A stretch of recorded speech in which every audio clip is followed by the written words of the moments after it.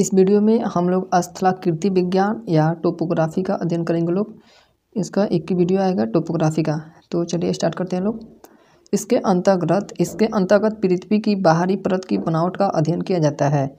कौन सी परत का? पृथ्वी की बाहरी परत की बनावट का अध्ययन किया जाता है। मृदा विज्ञान, पेडोलॉजी क्या होता है? इसके अंतर्गत मिट्टी का अध्ययन करते हैं। पेडोलॉजी के अंतर्गत मिट्टी का अध्ययन किया जाता है।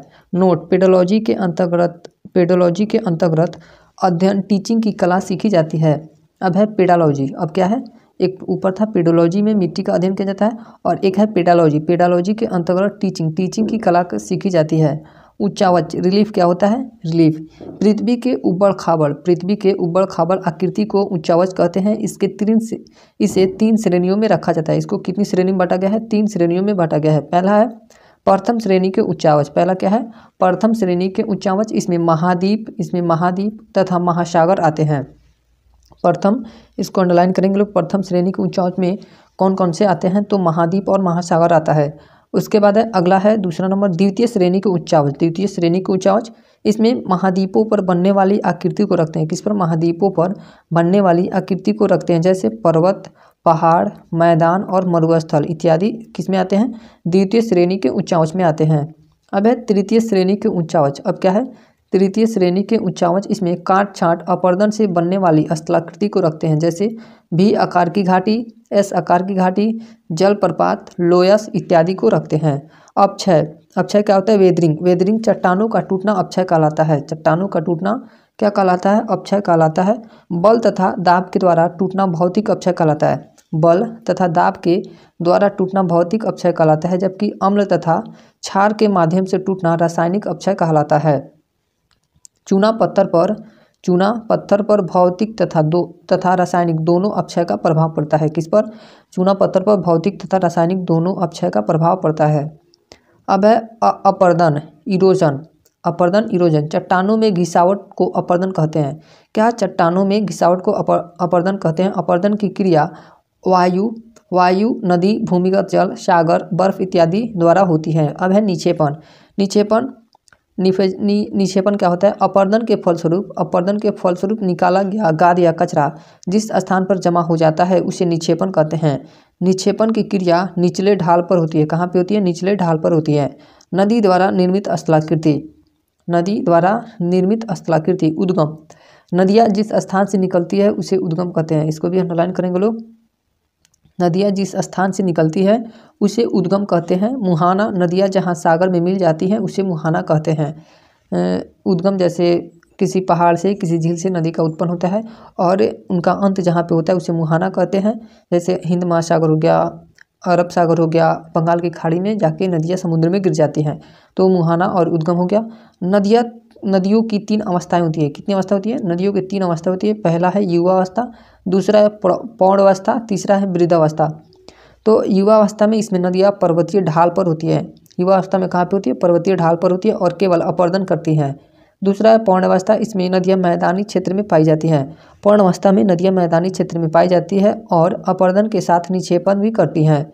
तीसरा है वृद्धावस्था, इसमें नदियाँ अपने मुहाने तक पहुँच जाती है और ढाल कम होने के कारण केवल निक्षेपण करती है। इसमें केवल निक्षेपण होता है। अब है प्रवणता, ग्रेडियंट।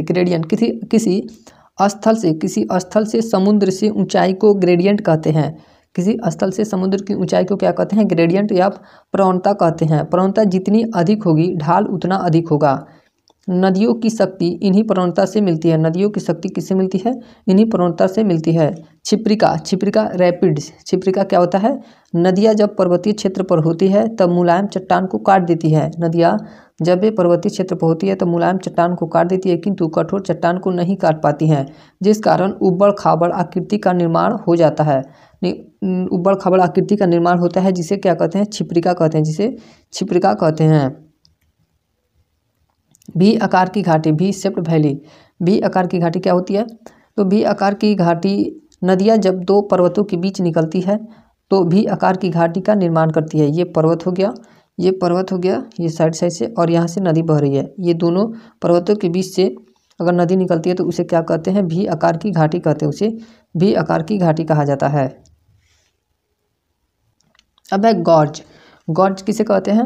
भी आकार की घाटी, जब भी आकार की घाटी गहरी हो जाती है तो उसे गॉर्ज कहते हैं। जब ये भी आकार की घाटी और गहरी हो जाती है तो उसे गॉर्ज कहते हैं। जैसे सिंधु, सतलज तथा ब्रह्मपुत्र नदियाँ गॉर्ज निर्माण करने वाली प्रमुख नदी है। इसको अंडरलाइन करेंगे लोग। गॉर्ज निर्माण करने वाली प्रमुख नदी कौन है? तो सिंधु हो जाएगी, सतलज हो जाएगी और ब्रह्मपुत्र नदी हो जाएगी जो गॉर्ज का निर्माण करती हैं। उसके बाद है कैनियन। कैनियन क्या होता है? कैनियन तथा आई आकार की घाटी, कैनियन तथा आई आकार की घाटी, आई शेप्ड वैली, यह गॉर्ज से भी गहरा होता है। यह किससे? गॉर्ज से भी गहरा होती है। इसका ढाल बिल्कुल सीधा होता है। सबसे गहरा कैनियन यूएसए में कोलोराडो नदी पर स्थित ग्रैंड कैनियन है। इसको अंडरलाइन करेंगे लोग। सबसे गहरा कैनियन, सबसे गहरा कैनियन यूएसए में कोलोराडो नदी पर स्थित ग्रैंड कैनियन है। कौन सी है? ग्रैंड कैनियन है। अब है जलप्रपात। जलप्रपात क्या होता है? वाटरफॉल। नदियाँ जब ऊंचाई से नीचे की ओर गिरती हैं, नदियाँ जब ऊंचाई से नीचे की ओर गिरती हैं तो जलप्रपात का निर्माण करती हैं। यह पर्वतीय या पठारी क्षेत्रों में ही पाए जाते हैं। जलप्रपात कहाँ पाए जाते हैं? पर्वतीय या पठारी क्षेत्रों में पाए जाते हैं। अब है अवनमन कुंड। अवनमन कुंड क्या होता है? जलप्रपात। जलप्रपात के अपमान से नदियाँ जब नीचे गिरती हैं तो एक गड्ढा या कुंड का निर्माण कर देती हैं जिसे अवनमन कुंड कहते हैं। ये जलप्रपात हो गया, यहाँ पे ये जलप्रपात हो गया और नीचे यहाँ पे नदी गिर रही है, नदी गिर रही है और नीचे ये कुंड हुआ है। नीचे क्या हुआ है? कुंड का निर्माण हुआ है। यहाँ पे कुंड का निर्माण हुआ है। अब है एस आकार की घाटी। अब क्या है? एस आकार की घाटी। नदियाँ जब मैदानी क्षेत्र में मुलायम चट्टानों को काट देती हैं तथा कठोर चट्टानों को छोड़ देती हैं, इस कारण एस आकार की घाटी बनती है। क्या? एस आकार की घाटी बनती है। इसे निनांडर, इसे क्या कहते हैं? निनांडर या विसर्प कहते हैं। इसे निनांडर या विसर्प कहते हैं। नदी कहीं कहीं पे देखे होंगे लोग, नदी इस तरह का आकार बना लेती है जिसे क्या कहते हैं? एस आकार की घाटी। यहाँ पे अपक्षय होगा और यहाँ पे विक्षेपण होगा। यहाँ पे क्या होगा? विक्षेपण और यहाँ पे क्या होगा? अपक्षय होगा। और पहले नदी सीधे जाती थी और यहाँ से अपना रास्ता मोड़ ली और ये जो बच जाता है उसे क्या कहते हैं? गोखुर झील कहते हैं। उसे गोखुर झील कहते हैं। अब है गोखुर झील, ऑक्स बॉ लेक। क्या है? गोखुर झील। एस आकार की घाटी जब सीधी हो जाती है तो वह गोखुर झील का निर्माण करती हैं। ये नदी है एस आकार की घाटी, अगर ये यहाँ से सीधी हो जाएंगी, इसमें जाके मिल जाएंगी तो ये जो बचेगा पानी उसे कहते हैं गोखुर झील कहते हैं। इसे परितत्व झील भी कहते हैं। इसे क्या कहते हैं? परितत्व झील भी कहते हैं। अगला क्वेश्चन है तटबंध। तटबंध क्या होता है? मैदानी क्षेत्र में नदियाँ अपने किनारों पर सिल्ट, गाद, कचरा जमा कर देती हैं। इसे तटबंध कहते हैं। इसे क्या कहते हैं? तटबंध कहते हैं। उसके बाद है नदी द्वीप। नदी द्वीप क्या होता है? जब नदियाँ अपने बीच मार्ग में सिल्ट को जमा कर देती हैं तो नदी द्वीप का निर्माण होता है। जब नदी ऐसे नदी आ रही है और यहाँ पे पानी अपने कचरा को जमा करके यहाँ पे अगर मिट्टी का निर्माण कर दी या सिल्ट का कचरा को जमा कर दी और यहाँ से पानी निकल जाएगा तो उसे क्या कहते हैं? नदी द्वीप कहते हैं। नदियों के बीच में निकला टीला को नदी द्वीप कहते हैं। विश्व का सबसे बड़ा नदी द्वीप माजुली है। इसको भी अंडरलाइन करेंगे लोग। विश्व का सबसे बड़ा नदी द्वीप कौन है? माजुली है, जो ब्रह्मपुत्र नदी पर असम में है। जो किस नदी पे है? ब्रह्मपुत्र नदी पर है और यह किस राज्य में स्थित है? असम में। तटबंध तथा नदी द्वीप बहुत ही उपजाऊ होते हैं। क्या? तटबंध तथा नदी द्वीप बहुत ही अधिक उपजाऊ होते हैं। उसके बाद है वितरिका। वितरिका क्या होती है? तो वितरिका नदियाँ जब मुहाने पर पहुँचती हैं तो ढाल कम हो जाता है। मुहाने पर पहुँचते ही नदियों का ढाल कम हो जाता है जिससे नदियाँ कई शाखाओं में बढ़ जाती है। इन शाखाओं को वितरिका कहते हैं। इन शाखाओं को क्या कहते हैं? वितरिका कहते हैं। यहाँ पे देख लेंगे लोग वितरिका क्या होगा। यहाँ से नदी आ रही है, यहाँ से नदी आ रही है और यहाँ पे डेल्टा का निर्माण हुआ। मुहाने है ये, यहाँ से मुहाना हो जाएगा, डेल्टा का निर्माण हुआ और यहाँ से नदी बढ़ गई, फिर यहाँ से नदी बढ़ गई तो इसको क्या कहेंगे? वितरिका कहेंगे। इसको भी वितरिका कहेंगे। ये सागर हो जाएगा, यहाँ पे सागर हो जाएगा। एक नोट पॉइंट करेंगे लोग। टेरा रोसा कॉफ़ी या कहवा के लिए उपयुक्त होता है। क्या? टेरा रोसा कॉफ़ी के लिए उपयुक्त होता है। अब है डेल्टा। डेल्टा क्या होता है? दो वितरिकाओं के बीच जब गाद सिल्ट जमा हो जाता है तो वह त्रिभुज के समान आकृति बना लेता है। किस समान? त्रिभुज के समान आकृति बना लेता है जिसे डेल्टा कहते हैं। यह बहुत ही उपजाऊ होता है। डेल्टा भी बहुत ही उपजाऊ होता है। सबसे बड़ा डेल्टा गंगा और ब्रह्मपुत्र का डेल्टा है जिसे सुंदरवन का डेल्टा कहते हैं। इसको भी अंडरलाइन करेंगे लोग, ये स्टार पॉइंट है। जब सबसे बड़ा डेल्टा गंगा और ब्रह्मपुत्र नदी का डेल्टा है जिसे सुंदरवन का डेल्टा भी कहते हैं। इसको अंडरलाइन कर लिया। अब है अगला क्वेश्चन है नोट, जब नदियों के वितरिकाओं की संख्या अधिक हो जाती है तो वह पक्षी के पैर के समान दिखने लगती हैं। किसके समान? पक्षी के पैर के समान दिखने लगती हैं। और इसमें बनी डेल्टा को पक्षीपात डेल्टा कहते हैं। इसे क्या कहते हैं? पक्षीपात डेल्टा कहते हैं। यहाँ पे दिख जाएगा, ये नदी हो गया, यहाँ से नदी आ रही है और ये डेल्टा का निर्माण हो गया, ये सब डेल्टा है और यहाँ से नदी बढ़ गई तो इसे क्या कहेंगे? पक्षीपात डेल्टा कहते हैं। इसे पक्षीपात डेल्टा कहते हैं। उसके बाद है मिसिसिपी, इसको अंडरलाइन करेंगे लोग। मिसिसिपी नदी यूएसए, मिसिसिपी नदी यूएसए में है, जो पक्षीपात डेल्टा बनाती है उसका डेल्टा सबसे चौड़ा है, उसका डेल्टा सबसे चौड़ा है। और कौन सी डेल्टा बनाती है? तो वह पक्षीपात डेल्टा बनाती है। डेल्टा कई प्रकार होते हैं, डेल्टा के कई प्रकार होते हैं। तो पहला क्या है? चापाकार डेल्टा, चापाकार डेल्टा। तो चापाकार डेल्टा कौन सी नदी बनाती है? नील नदी, गंगा और ब्रह्मपुत्र का डेल्टा, ये सब चापाकार डेल्टा है। पंजाकार डेल्टा कौन सी नदी बनाती है? मिसिसिपी मिसौरी नदी का डेल्टा, मिसिसिपी मिसौरी नदी का डेल्टा कैसा है? पंजाकार डेल्टा है। अब है ज्वार नदमुखी डेल्टा, ज्वार नदमुखी डेल्टा भारत में नर्मदा व ताप्ती नदी ये डेल्टा बनाती है। भारत में नर्मदा व ताप्ती नदी इस डेल्टा का निर्माण करती है। क्या? ज्वार नदमुखी डेल्टा का निर्माण करती है। दंताकार या धूम्राकृतिक वृक्षाकार डेल्टा का निर्माण भारत में नर्मदा व ताप्ती नदी करती हैं। अगला है ज्वार नद एस्चुरी। एस्चुरी क्या होता है?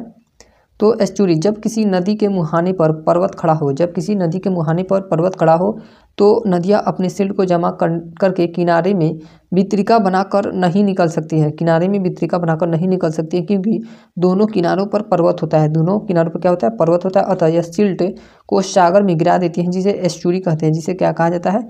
जिसे एस्चुरी कहा जाता है। ये हो गया, यहाँ पे समझ सकते हैं लोग, ये पर्वत हो गया दोनों साइड, ये भी पर्वत हो गया।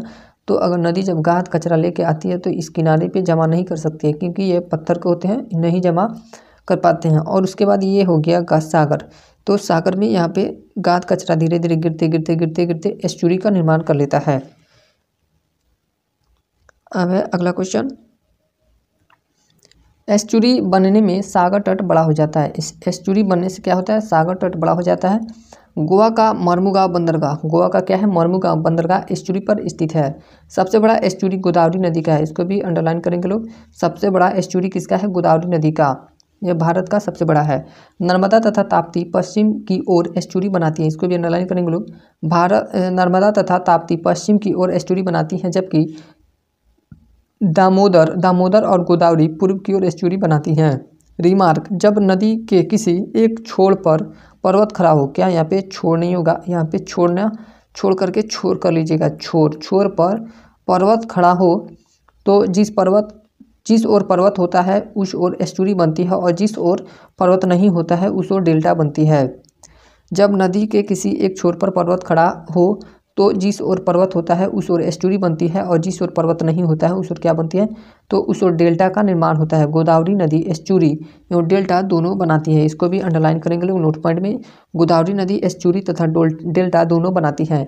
नदियाँ जब छोटे पर्वत तथा उबड़ खाबड़ स्थल को काट कर बराबर कर देती हैं तो उसे समप्राभ्य मैदान कहते हैं। क्या कहते हैं? समप्राभ्य मैदान कहते हैं। भूमिगत जल द्वारा निर्मित स्थलाकृति, land created by underground water. अब है भूमिगत जल द्वारा निर्मित स्थलाकृति कौन कौन सी होती है? तो भूमिगत जल द्वारा स्थलाकृति का निर्माण चूना पत्थर की प्रधानता वाले क्षेत्रों में होता है। किस क्षेत्र में होता है? तो चूना पत्थर की प्रधानता वाले क्षेत्रों में या स्थलाकृतियों का निर्माण होता है। जिस स्थान पर चूना पत्थर की अधिकता होती है उसे कास्ट प्रदेश कहते हैं। उसे क्या कहते हैं? कास्ट प्रदेश कहते हैं। यूरोप के यूगोस्लाविया में तथा मध्य प्रदेश के हिमाचल पर्वत में कास्ट प्रदेश पाए जाते हैं। इंडिया में कहाँ पाए जाते हैं? मध्य प्रदेश के हिमाचल पर्वत और यूरोप के यूगोस्लाविया में कास्ट प्रदेश पाए जाते हैं। भूमिगत जल जब भूमि में प्रवेश कर जाता है तो अंदर एक गुफा या कंदरा का निर्माण करता है। इन गुफाओं में कठोर चट्टानें भी पाई जाती हैं जो इन गुफाओं को गिरने से रोकती हैं। गुफाओं के प्रारंभिक भाग को अंधी घाटी कहते हैं। गुफाओं के प्रारंभिक भाग को क्या कहते हैं? अंधी घाटी कहते हैं। घोलरंध्र क्या होता है? Sink hole. यह कास्ट प्रदेश के ऊपरी भाग में बनती है। इसे सब चीज़ को फोटो में आगे फोटो दिया होगा, फोटो में समझ सकते हैं लोग। यह कास्ट प्रदेश के ऊपरी भाग में बनती है। इसके द्वारा सतह पर छोटे छोटे छिद्र हो जाते हैं। सतह पर क्या होते हैं? छोटे छोटे छिद्र हो जाते हैं। डोलाइन, डोलाइन क्या होता है? यह घोलरंध्र से आकार में बड़ा होता है। डोलाइन क्या होता है? यह घोलरंध्र के आकार में बड़ा होता है। युवाला, युवाला क्या होता है? यह डोलाइन से बड़ा तथा गहरा होता है। सबसे छोटा होता है घोलरंध्र, उसके बाद उससे बड़ा होता है डोलाइन, डोलाइन से बड़ा होता है युवाला। पोल्जे, पोल्जे क्या होता है? जब कास्ट प्रदेश अत्यधिक अपरदन के कारण कट कर नीचे की ओर गिरने लगता है, किसके? नीचे की ओर गिरने लगता है, तो इसके ढाल को पोल्जे कहते हैं। इसके ढाल को क्या कहते हैं? पोल्जे कहते हैं। यूरोप के बाल्कन क्षेत्र का, इसको अंडरलाइन करेंगे लोग, यूरोप के बाल्कन क्षेत्र का लिवानो पोल्जे विश्व का सबसे बड़ा पोल्जे है। यूरोप के बाल्कन क्षेत्र का लिवानो पोल्जे विश्व का सबसे बड़ा पोल्जे है। टेरा रोसा, टेरा रोसा क्या होता है? पोल्जे के कारण अत्यधिक अपरदन होता है। पोल्जे के कारण अत्यधिक अपरदन होता है, जिसमें चूना पत्थर के साथ साथ लाल रंग की डोलामाइट, लाल रंग की डोलामाइट चट्टानें भी होती हैं। इनके निक्षेपण को टेरा रोसा कहते हैं। इनके निक्षेपण को क्या कहते हैं? टेरा रोसा कहते हैं। एस्टेलेक्टाइड, एस्टेलेक्टाइड कंदरा के ऊपर की ओर लटकी स्थलाकृति को एस्टेलेकाइट कहते हैं। एस्टेलेक्टाइट कहते हैं, एस्टेलेटाइट कहते हैं, जिसका निर्माण कम अपरदन के कारण होता है। जिसका निर्माण कैसे होता है? कम अपरदन के कारण होता है। एस्टेग्लेमाइट, अब है एस्टेग्लेमाइट। एस्टेग्लेमाइट क्या होता है? जब अपरदन अधिक हो तो नीचे की ओर चूना पत्थर का जमा हो जाता है, जिसे एस्टेग्लेमाइट कहते हैं। जिसे क्या कहते हैं? एस्टेग्लेमाइट कहते हैं। कंदरा या स्तंभ, कंदरा स्तंभ। जब एस्टेग्लेटाइट तथा एस्टेग्लेमाइट आपस में मिल जाते हैं तो उसे कंदरा स्तंभ कहते हैं। उसे क्या, ये दोनों आपस में मिल जाएंगे तो उसे क्या कहेंगे? कंदरा स्तंभ कहेंगे। ये हो गया हम लोग का मिट्टी का ऊपरी परत हो गया, मिट्टी का ऊपरी परत हो गया। पहला होता है अंधी घाटी, अंधी घाटी पढ़े हैं लोग। अंधी घाटी के बाद होता है घोलरंध्र, घोलरंध्र हल्का पतला होता है। घोलरंध्र यहाँ देख सकते हैं हल्का पतला। उसके बाद डोलाइन, इससे ज़्यादा चौड़ा। डोलाइन के बाद युवाला, युवाला इससे ज़्यादा चौड़ा। और यहाँ से मिट्टी के अंदर छिद्र हो जाता है, जिससे कि यहाँ पे होल हो जाता है। होल होने के बाद यहाँ पे घोलरंध्र में ही एस्टेलेटाइट का निर्माण होता है। एस्टेलेटाइट के बाद एस्टेलेमाइट का निर्माण होता है। और ये दोनों एस्टेलेटाइट यहाँ हो गया, और एस्टेग्लेमाइट दोनों आपस में जुड़ जाते हैं तो उसे क्या कहते हैं? स्तंभ कहते हैं। स्तंभ के बाद यह पोल्जे बन जाता है। पोल्जे पूरा भाग बन जाता है पोल्जे, और इसको ये जितना गाद होता है उसको क्या कहते हैं? टेरा रोसा कहते हैं। उस पूरे गाद को टेरा रोसा कहा जाता है। अब है सागरीय जल द्वारा निर्मित स्थलाकृति। सागरीय जल द्वारा निर्मित स्थलाकृति, सागरीय जल द्वारा तटों पर स्थलाकृति का निर्माण किया जाता है। कहाँ पे किया जाता है? तो तटों पर स्थलाकृति का निर्माण किया जाता है। सागरीय तरंगों की उत्पत्ति कैरियोलिस बल, यहाँ पे कैरियोलिस बल होगा, कैसोलिस नहीं होगा, कैरियोलिस बल तथा पवनों के कारण होता है। समुद्री गुफा, समुद्री गुफा क्या होता है? जब समुद्र पर पर्वत होते हैं, जब समुद्र पर पर्वत होते हैं, समुद्री लहरें उस पर्वत को नीचे से काट देती हैं और गुफा का निर्माण कर देती हैं। मेहराब, मेहराब क्या होता है? जब समुद्र में कोई पहाड़ी पाई जाती है, जब समुद्र में कोई पहाड़ी पाई जाती है तो उसमें भी गुफा का निर्माण होता है। और जब ये गुफा आर पार ले जाती है, जब ये गुफा आर पार ले जाती है तो उसे मेहराब कहते हैं। मेहराब आर पार हो जाने पर मेहराब कहेंगे। अब है लैगून झील। लैगून झील क्या होता है? जब सागरीय तट पर सिल्ट के जमाव से झील का निर्माण होता है तो उसे लैगून झील कहते हैं। लैगून झील खारे पानी की होती है। लैगून झील कैसे होती है? खारे पानी की होती है। लैगून झील को कयाल या पश्च सागर झील भी कहते हैं। इसको भी अंडरलाइन करेंगे लोग। लैगून झील को कयाल या पश्च सागर भी कहते हैं, पश्च सागर झील भी कहते हैं। दंतुरित तट, दंतुरित तट, सागरीय तट जब कटा पिटा या उबड़ खाबड़ होता है, सागरीय तट जब कटा पिटा या उबड़ खाबड़ होता है तो उसे दंतुरित तट कहते हैं। यह बंदरगाह निर्माण में सहायक होता है। यह किस चीज़ में होता है? तो बंदरगाह निर्माण में सहायक होता है।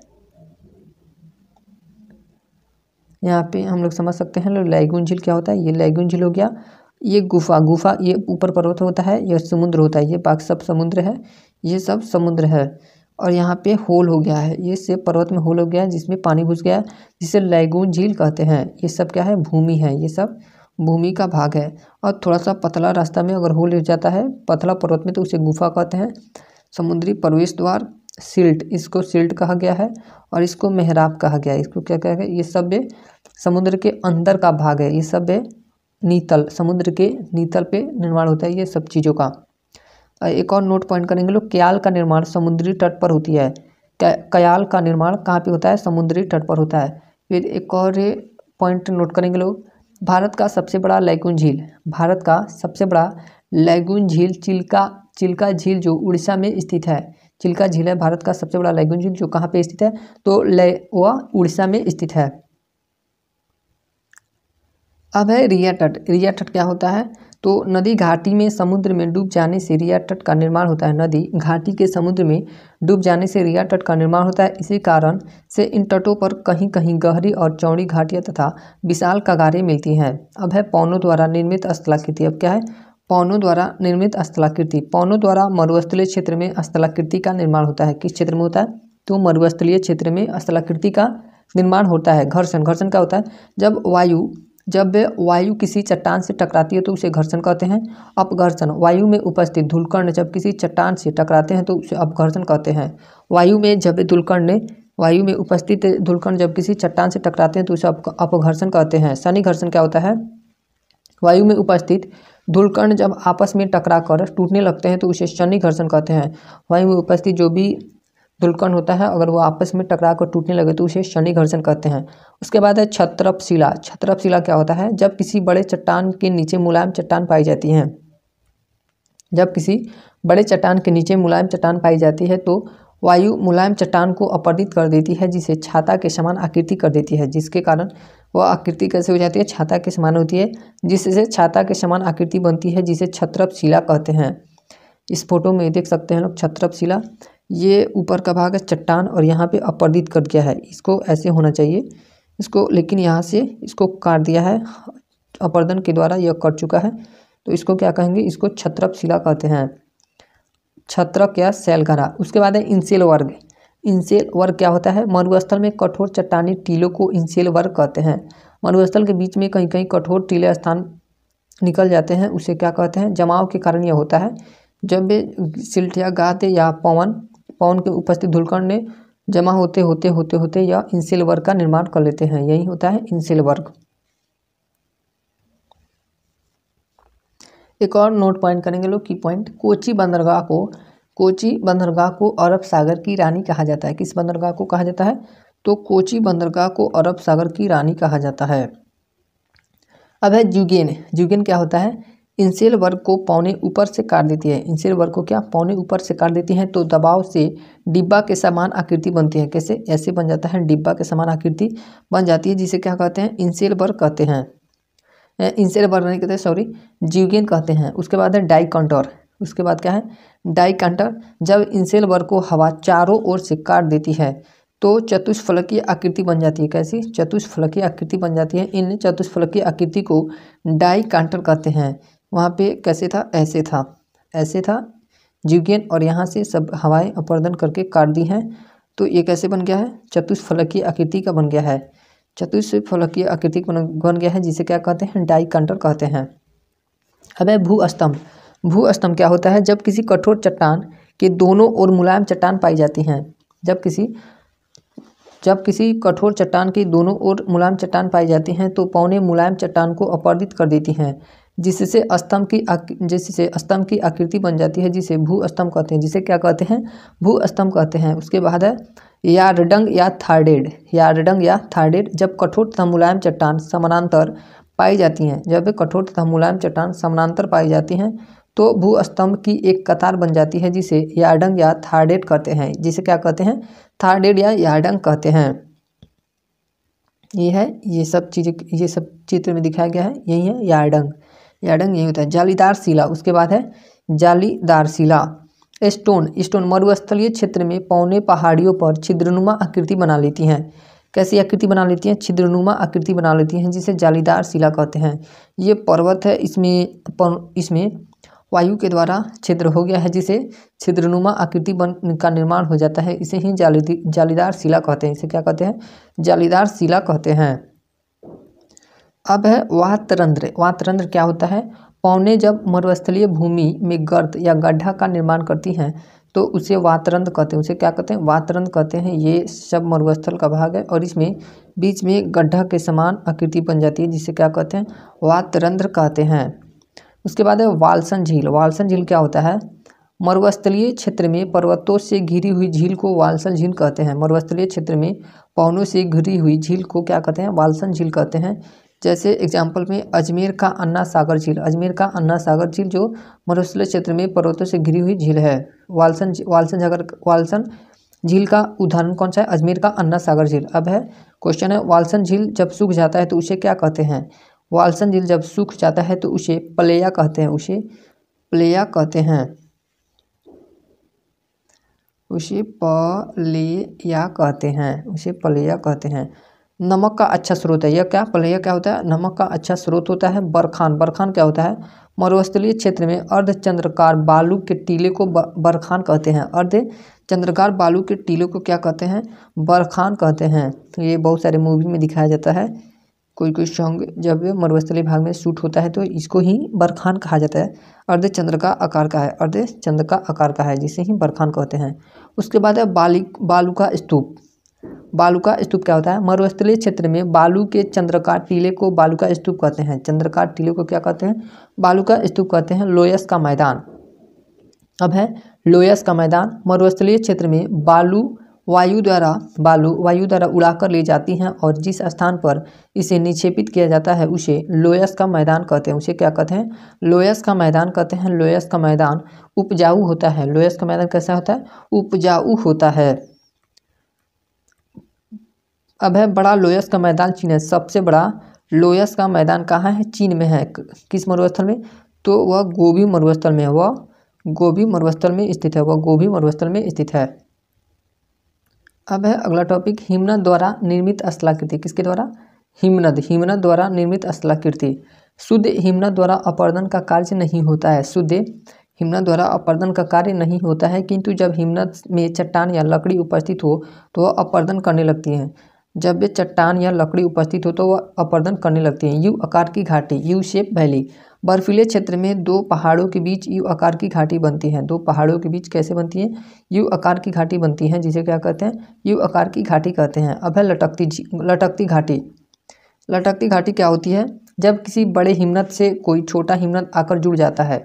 ये बड़ा हिमनद है, ये बर्फ़ का बड़ा सा एक के चट्टान की तरफ भाग है, उसमें छोटा सा ये भाग जुड़ गया है, इसे ही लटकती घाटी कहा जाता है। इसे क्या कहा जाता है? लटकती घाटी कहा जाता है। जब किसी बड़े हिमनद से कोई छोटा हिमनद आकर जुड़ जाता है तो उसे लटकती घाटी कहते हैं। उसे क्या कहते हैं? लटकती घाटी कहते हैं। अगला है नूनाटक। अगला क्या है? नूनाटक। जब किसी छोटे हिमनद के ऊपर बड़ा हिमनद आ जाता है तो उसे नूनाटक कहते हैं। यहाँ पे छोटा हिमनद है और यहाँ पे क्या है? बड़ा हिमनद, जिसे ही नूनाटक कहा जाता है। इसे क्या कहा जाता है? नूनाटक कहा जाता है। अगला है सार्क। सार्क क्या होता है? हिमनद क्षेत्र में बनने वाली गर्त को सार्क कहते हैं। हिमनद क्षेत्र में बनने वाली गर्त को क्या कहते हैं? सार्क कहते हैं। एरिटी क्या होता है? जब किसी चट्टान के दोनों ओर सार्क का निर्माण हो जाता है तो उसे एरिटी कहते हैं। उसे एरिटी कहते हैं। उसके बाद है फिर एक के नोट पॉइंट करेंगे लोग, रिया तट। रिया तट क्या होता है? चट्टानी क्षेत्र में समुद्र के किनारे की खड़ी ढाल को रिया तट कहा जाता है। फिर से रिपीट कर रहे हैं, चट्टानी क्षेत्र में समुद्र के किनारे की खड़ी ढाल को रिया तट कहा जाता है। ये टॉपिक थोड़ा सा उटपटांग है, इससे ज़्यादा क्वेश्चन नहीं बनते हैं। जहाँ पे ज़्यादा क्वेश्चन बनते थे हम अंडरलाइन करा चुके हैं, तो ये ज़्यादा टेंशन इसे मत लीजिएगा लोग कि ये ज़्यादा समझ में नहीं आ रहा है इसलिए। तो अगला टॉपिक है गिरिशृंग। गिरिशृंग क्या होता है? जब इरिटी एक श्रृंखला के रूप में होते हैं तो उसे गिरिशृंग कहते हैं। अब है फ्योर्ड तट। फ्योर्ड तट क्या होता है? बर्फीले क्षेत्र में समुद्र के किनारे की खड़ी ढाल को फ्योर्ड तट कहा जाता है। बर्फीले क्षेत्र में समुद्र के किनारे की खड़ी ढाल को क्या कहते हैं? तो फ्योर्ड तट कहा जाता है। उसके बाद है मोरेन। मोरेन क्या होता है? फ्योर्ड तट के ऊपर के बर्फीली सतह को मोरेन कहते हैं। फ्योर्ड तट के ऊपर के बर्फीली सतह को मोरेन कहते हैं। चित्र में देख लेंगे लोग, ये हिमनद है, ये हिमनद के ऊपर कुछ क्षेत्र मोरेन कहलाता है और ये किनारे का क्षेत्र फ्योर्ड कहलाता है। अब है रासमुटाने। अब क्या है? रासमुटाने क्या होता है? जब बर्फ़ का निक्षेपण जब बर्फ़ का निक्षेपण भेड़ के बाल के समान हो जाता है तो उसे रास मुटाने कहते हैं। यहाँ पे हो गया है, भेड़ की तरह दिख रहा है, जिसे रास मुटाने कहते हैं। ड्रमलिन, ड्रमलिन क्या होता है? जब हिमनद के निक्षेपण उल्टा नाव के समान हो जाता है तो उसे ड्रमलिन कहा जाता है। ये कैसे हो जाता है? उल्टा नाव के समान हो जाता है, ऐसे उल्टा नाव के समान हो जाता है, जिसे ड्रमलिन कहा जाता है, उसे ड्रमलिन कहते हैं। उसके बाद है हिमोड़। हिमोड़ क्या होता है? जब हिमानी का निक्षेपण एक चादर के समान समतल रूप में होता है तो उसे हिमोड़ कहते हैं। बहिर्जात बल, बहिर्जात बल क्या होता है? पृथ्वी सतह पर उत्पन्न वह बल जो पृथ्वी के सतह को उबड़ खाबड़ बनाने का प्रयत्न करता है उसे बहिर्जात बल कहते हैं। पृथ्वी के सतह पर उत्पन्न वैसा बल जो पृथ्वी के सतह को उबड़ खाबड़ बनाने का प्रयत्न करता है तो उसे बहिर्जात बल कहते हैं। इसका उदाहरण क्या है? जैसे अक्षय करना, अपर्दन करना तथा निक्षेपण करना, ये सब आएंगे बहिर्जात बल में। ये सब किसके उदाहरण है? बहिर्जात बल के उदाहरण है। उसके बाद है अंतर्जात बल।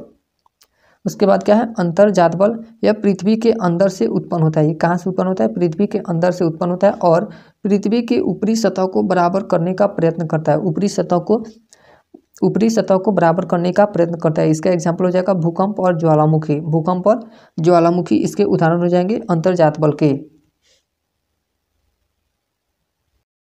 जय हिंद दोस्तों, आज का टॉपिक है हम लोग का जियोलॉजी, भूगर्भ विज्ञान आज पढ़ेंगे लोग। तो चलिए शुरू करते हैं लोग। इसके अंतर्गत पृथ्वी के आंतरिक संरचना, कौन सी संरचना? आंतरिक संरचना के बारे में पढ़ा जाता है। आंतरिक संरचना का अध्ययन करते हैं। यह पृथ्वी के अंदर की जानकारी अप्रत्यक्ष रूप से देती है। किस रूप में? यह पृथ्वी के अंदर जानकारी अप्रत्यक्ष रूप में देती है। पृथ्वी की आंतरिक संरचना की जानकारी अप्रत्यक्ष रूप से मिलता है। कैसे मिलता है? तो हमें यह अप्रत्यक्ष रूप से मिलता है। पृथ्वी के अंदर जाने पर तापमान तथा घनत्व दोनों बढ़ता है। पृथ्वी के अंदर जाने पर तापमान तथा घनत्व दोनों बढ़ता है। इसको अंडरलाइन करेंगे लोग। पृथ्वी के अंदर जाने पर तापमान तथा घनत्व दोनों बढ़ता है। फिर अगला लाइन भी अंडरलाइन करेंगे लोग। 32 मीटर की गहराई में जाने पर 32 मीटर की गहराई में जाने से 1 डिग्री सेल्सियस तापमान में वृद्धि हो जाती है। 32 मीटर की पृथ्वी के अंदर अगर 32 मीटर जाया जाता है तो 1 डिग्री सेल्सियस तापमान में वृद्धि हो जाती है। पृथ्वी के आंतरिक संरचना की जानकारी सर्वप्रथम एडवर्ड स्वेस ने दिया था। किसने दिया था? एडवर्ड स्वेस ने दिया था। उन्होंने पृथ्वी को 3 भागों में बांटा। पृथ्वी को कितने भागों में बांटा था? तो 3 भागों में बांटा था। पहला भाग था सियाल, दूसरा था सीमा, तीसरा था नीफे। पहला सियाल, दूसरा सीमा और तीसरा नीफे। सियाल के बारे में पढ़ रहे हैं लोग। सियाल में क्या कर रहा है? यह पृथ्वी के सबसे बाहरी परत है। यह पृथ्वी की सबसे बाहरी यानी सबसे ऊपरी परत है। इसमें सिलिकॉन, इसमें कौन कौन सी धातु पाई जाती है? सिलिकॉन और एल्युमिनियम की अधिकता है। यह 50 किलोमीटर से 300 किलोमीटर तक गहरा है। इससे इसकी चौड़ाई कितनी है? 50 किलोमीटर से 300 किलोमीटर तक यह चौड़ा होता है। रासायनिक रूप से यह अम्लीय है। रासायनिक रूप से यह क्या होता है? यह अम्लीय प्रकृति की होता है। इस पर महाद्वीप तथा महासागर स्थित होते हैं। इसमें ग्रेनाइट चट्टानों की अधिकता पाई जाती है। अटलांटिक महासागर में इसकी गहराई 29 किलोमीटर है। इससे लाइन को भी अंडरलाइन करेंगे लोग। अटलांटिक महासागर में सियाल की गहराई कितनी है? तो 29 किलोमीटर है।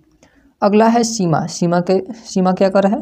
यह पृथ्वी का मध्य परत है, यानी यह दूसरा परत है। पृथ्वी का दूसरा मध्य परत है। इसमें सिलिकॉन तथा मैग्नीशियम की अधिकता पाई जाती है। रासायनिक रूप से यह क्षारीय है। इसकी प्रकृति कैसी है? यह क्षारीय है। ज्वालामुखी के दौरान मैग्मा इसी भाग से निकलता है। इसकी गहराई 1000 किलोमीटर से 2000 किलोमीटर है। इसकी गहराई कितनी है? 1000 किलोमीटर से 2000 किलोमीटर है। नीफे, यहाँ पे ए नहीं होगा, ई होना चाहिए। नीफे यह पृथ्वी के आंतरिक परत है जो तरल अवस्था में। यह किस अवस्था में? यहाँ से क्वेश्चन बन जाएगा कि नीफे किस अवस्था में पाया जाता है? तो नीफे तरल अवस्था में पाया जाता है। अब इस चित्र की मदद से समझ सकते हैं लोग। तो पहला परत था सियाल। सियाल की प्रकृति अम्लीय था। सियाल की प्रकृति कैसी थी? अम्लीय, और यह ठोस अवस्था में पाया जाता है।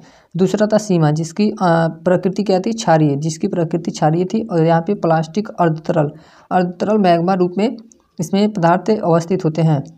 इसको लिथोस्फीयर कहा जाता है। इसको पायरोस्फीयर कहा जाता है।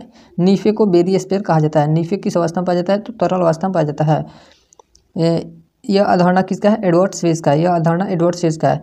यहाँ पे दिया गया है कुछ ट्रिक से पृथ्वी के आंतरिक भाग में कौन से तत्व सबसे अधिक मात्रा में पाया जाता है उसके बारे में। तो सबसे ज़्यादा है सिलिकॉन, उसके बाद एल्युमिनियम के बाद मैग्नीज के बाद निकल के बाद लोहा। हम लोग नीफे के बारे में देख रहे थे लोग। इसमें निकेल तथा लोहा, इसमें कौन सा धातु पाया जाता है? निकेल तथा लोहा की अधिकता होती है। इस परत का घनत्व सबसे अधिक होता है। इस परत का घनत्व सबसे अधिक होता है, यानी इसका डेंसिटी बहुत ज़्यादा होता है। स्वेस के अनुसार सियाल का घनत्व 2.5 ग्राम प्रति सेंटीमीटर क्यूब, यहाँ पे क्यूब होना चाहिए, स्क्वायर नहीं होगा, क्यूब 2.5 ग्राम सेंटीमीटर क्यूब होता है। सीमा का घनत्व 4 ग्राम प्रति सेंटीमीटर क्यूब होता है, 4 ग्राम प्रति सेंटीमीटर क्यूब होता है। नीफे का घनत्व कितना होता है? 11 ग्राम प्रति सेंटीमीटर क्यूब होता है। 11 ग्राम इसका नीफे का होता है, 4 ग्राम सीमा का होता है, 2.5 ग्राम किसका होता है? सियाल का सबसे ऊपरी परत का होता है। पृथ्वी का औसत घना, इस तीनों का औसत कितना होता है? 5.56 ग्राम प्रति सेंटीमीटर क्यूब होता है पृथ्वी का। इस लाइन को अंडरलाइन करेंगे लोग। पृथ्वी का औसत घनत्व कितना होता है? 5.5 ग्राम प्रति मीटर क्यूब होता है। स्वेस ने पृथ्वी का घनत्व 5.5 बताया, जो कि सही है, किंतु इसमें पृथ्वी के विभिन्न परतों को स्पष्ट नहीं किया।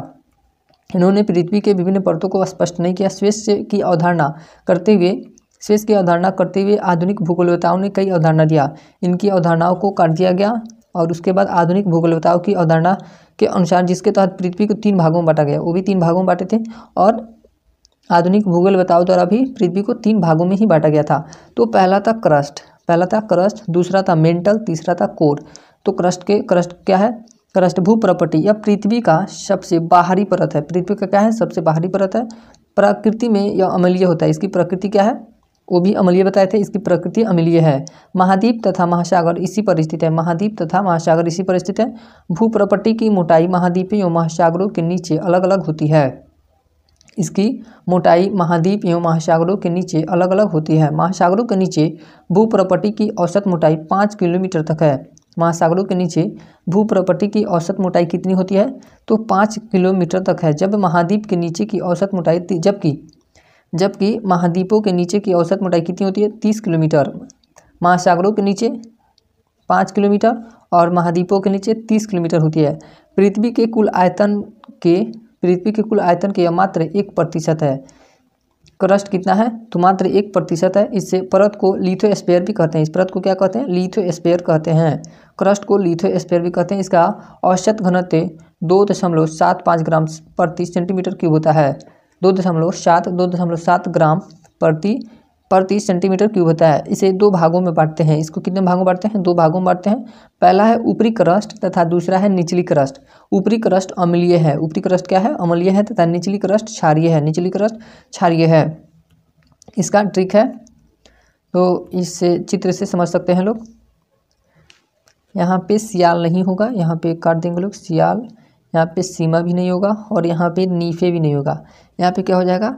यहाँ पे हो जाएगा क्रस्ट, यहाँ पे क्रस्ट हो जाएगा। फिर यहाँ पे हो जाएगा मेंटल, यहाँ पे मेंटल हो जाएगा और यहाँ पे हो जाएगा कोर हो जाएगा। यहाँ पे कोर हो जाएगा।